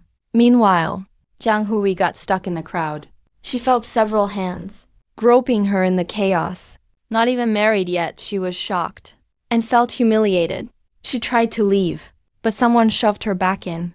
In all the mess, her shirt buttons got pulled open by someone, revealing her white tank top underneath. Frantic and scared, she covered her chest, tears in her eyes, not sure what to do, trying to spot her crush in the crowd. Then she realized he'd already left with Lin Qingsu. Suddenly, she felt like breaking down and couldn't help but cry out, Zhang Guo! I'm still here. But the noise drowned her out. Lin Qingsu's eyes were glued to her old man. Seeing his sharp profile, she had to admit he looked good. No wonder Jiang Hui wouldn't give up. Wants to be a stepmom to her own daughter. So she wasn't watching her step and stumbled. Her body pitched straight forward. You reacted fast, reaching out your arm, wrapping it around her slim waist, pulled her right into your arms. You frowned and said coldly, watch your step. She's pressed against your broad chest. Lin Qingsu finally sighed in relief, thankful she didn't fall flat on her face. Totally ignored what you said. Walked arm in arm with you side by side. Still couldn't stop staring at you. Meanwhile, after the groom's fiasco at the Qingshan house, people left. Jiang Hui's clothes were a mess, all torn up. Too many people were there at the time. No one would admit to taking advantage of the chaos. Even though Jiang Hui cried her eyes out, the onlookers just stood there. Not one person spoke up for her. After Jiang Hui's mom found out, she hurried over, grumbled, and took her daughter home. Word spread quickly in the village. Somehow it reached Jiang Hui's fiancé. When he heard about it, He didn't stand up for her. he just broke off the engagement. Soon it became village gossip. Months later, on the day the new house was finished, most of the village showed up. You're up on the ladder, placing the last main beam yourself, setting it in place nice and steady. Firecrackers go off with a bang. Red confetti falls like petals, landing on the fresh brick walls. The two-story house shines brand new in the autumn sunlight. The glass windows are sparkling, first of its kind in Zhaojiawa. You're standing in the yard, holding your daughter in your arms, but your eyes keep searching the crowd. Lin Qingsu's wearing a red sweater, standing by the stove, serving food for the helpers. Steam rises from the big pot, stewing wild boar you hunted 2 days ago. The smell fills the whole village. He's so busy he's sweating, cheeks flushed. He glances at you from time to time, but always quickly looks away. Li Tiantian walks over with a bowl to Lin Qingsu. She whispers, Sis-in-law, look at the way my brother looks at you. Like he can't take his eyes off you. Lin Qingsu doesn't answer, but her ears turn red. After it gets dark, the helpers gradually leave. The new house isn't totally dry yet, so the three of you still sleep in the east room of the old house. Your daughter is fast asleep in her little bed. You're lying on the kong, moonlight shining through the window, looking at the person curled up in your arms. Lin Qingsu's laying her head on your arm. Her breathing is soft, still carrying the day's warmth. You lower your head and kiss the top of her hair. She doesn't wake, just snuggles closer. You lay there with your eyes open, staring at the smoke-stained beam on the ceiling, thinking of your past life. At this time, you were probably lying drunk at some gambling table, having lost your last penny, totally unaware that your wife and kid were home, hungry. But now she's right here in your arms, with warm, steady breaths. Suddenly you feel this life is luckier than all the money you ever won. Early the next morning, it's barely dawn. You get up already. In the kitchen, you slice the leftover wild boar thin, crack 2 eggs, steam up a bowl of egg custard. When Lin Qingsu comes out carrying the baby, breakfast is already set on the table. After breakfast, I'm heading to the county. You put a piece of meat in his bowl. Need to settle up the last payment at the brick factory. Maybe find some good lumber to make decent furniture. Lin Qingsu nods. He keeps eating, doesn't say anything. You look at him. You know he doesn't want you to leave, but he's too shy to say. So you pinch his cheek. I'll be back before dark. Lin Qingsu glares at you, but doesn't dodge. After you leave, Lin Qingsu walks around the yard with the baby. The new house's windows don't have glass yet. Plastic sheeting keeps out the wind. She stands in front of it, peeking in through the thin plastic. It's empty inside, but it's no longer dark or filthy like before. The walls are dazzling white, smooth concrete floors. Sunlight streaming through the window lights up the whole room. She suddenly remembers her first year married. Lived in this old house. Wind came through in winter, leaked when it rained in summer. She'd curl up in a corner of the Kong, listening to you stumble in, drunk, kicking the door, shaking in fear. She thought that's just how life would be. Just get by one day at a time. And if she couldn't, just die. But now, she looks down at the sleeping girl in her arms, then at the 2 new brick rooms. Feels like a dream. At dusk, you ride back on your new bicycle, with a bundle of wood strapped to the back, and a bag of brown sugar on the handlebars. As you enter the yard, Lin Qingsu is sitting in the sunset with the baby. Her red sweater looks extra warm in the last rays. You park the bike and walk over to take the baby, your other hand holds hers as you lead her into the new house. Come in and take a look. You push open the wooden door. Inside, it's almost all ready. A new square table stands in the main room, bought through a contact from the town. The Kong in the back room is done too, with new bedding from the county. Lin Qingsu stands at the bedroom door, looking at the window covered with white paper. Suddenly remembers something, and softly says, "If only life had been this good from the start." You don't let her finish. Hug her from behind. Rest your chin on her shoulder. From now on, life will always be this good. The little girl in your arms wakes up, her bright eyes open. She stretches her tiny hands, babbling. Lin Qingsu looks down at her. Her lips curl into a smile. Outside, it's completely dark now. Someone in the distance lit a lamp. Dim light shines through the paper windows. A dog barks in the village. Then it's quiet again. You put your wife and daughter in your arms, listening to them breathe, and suddenly you feel totally at peace. Last life you had everything, except for them. This life you don't need anything else. As long as you have them, it's enough. You hear footsteps outside. It's Li Tiantian coming back next door. She carefully knocks on the living room door. Big brother, sis-in-law. I'm back. Lin Qingsu slips out of your arms, blushing as she goes to open the door. You stand there, watching her leave. Suddenly you call, "Wife." She turns around, confused. You just smile. She glares at you, then goes to talk to Li Tiantian. You hold your daughter, stand by the window in the new house, looking out at the dark night. The girl babbles away. Her little hands grab at your face. You kiss her soft cheeks. Whisper, "Nuan Nuan. Our good days are just beginning."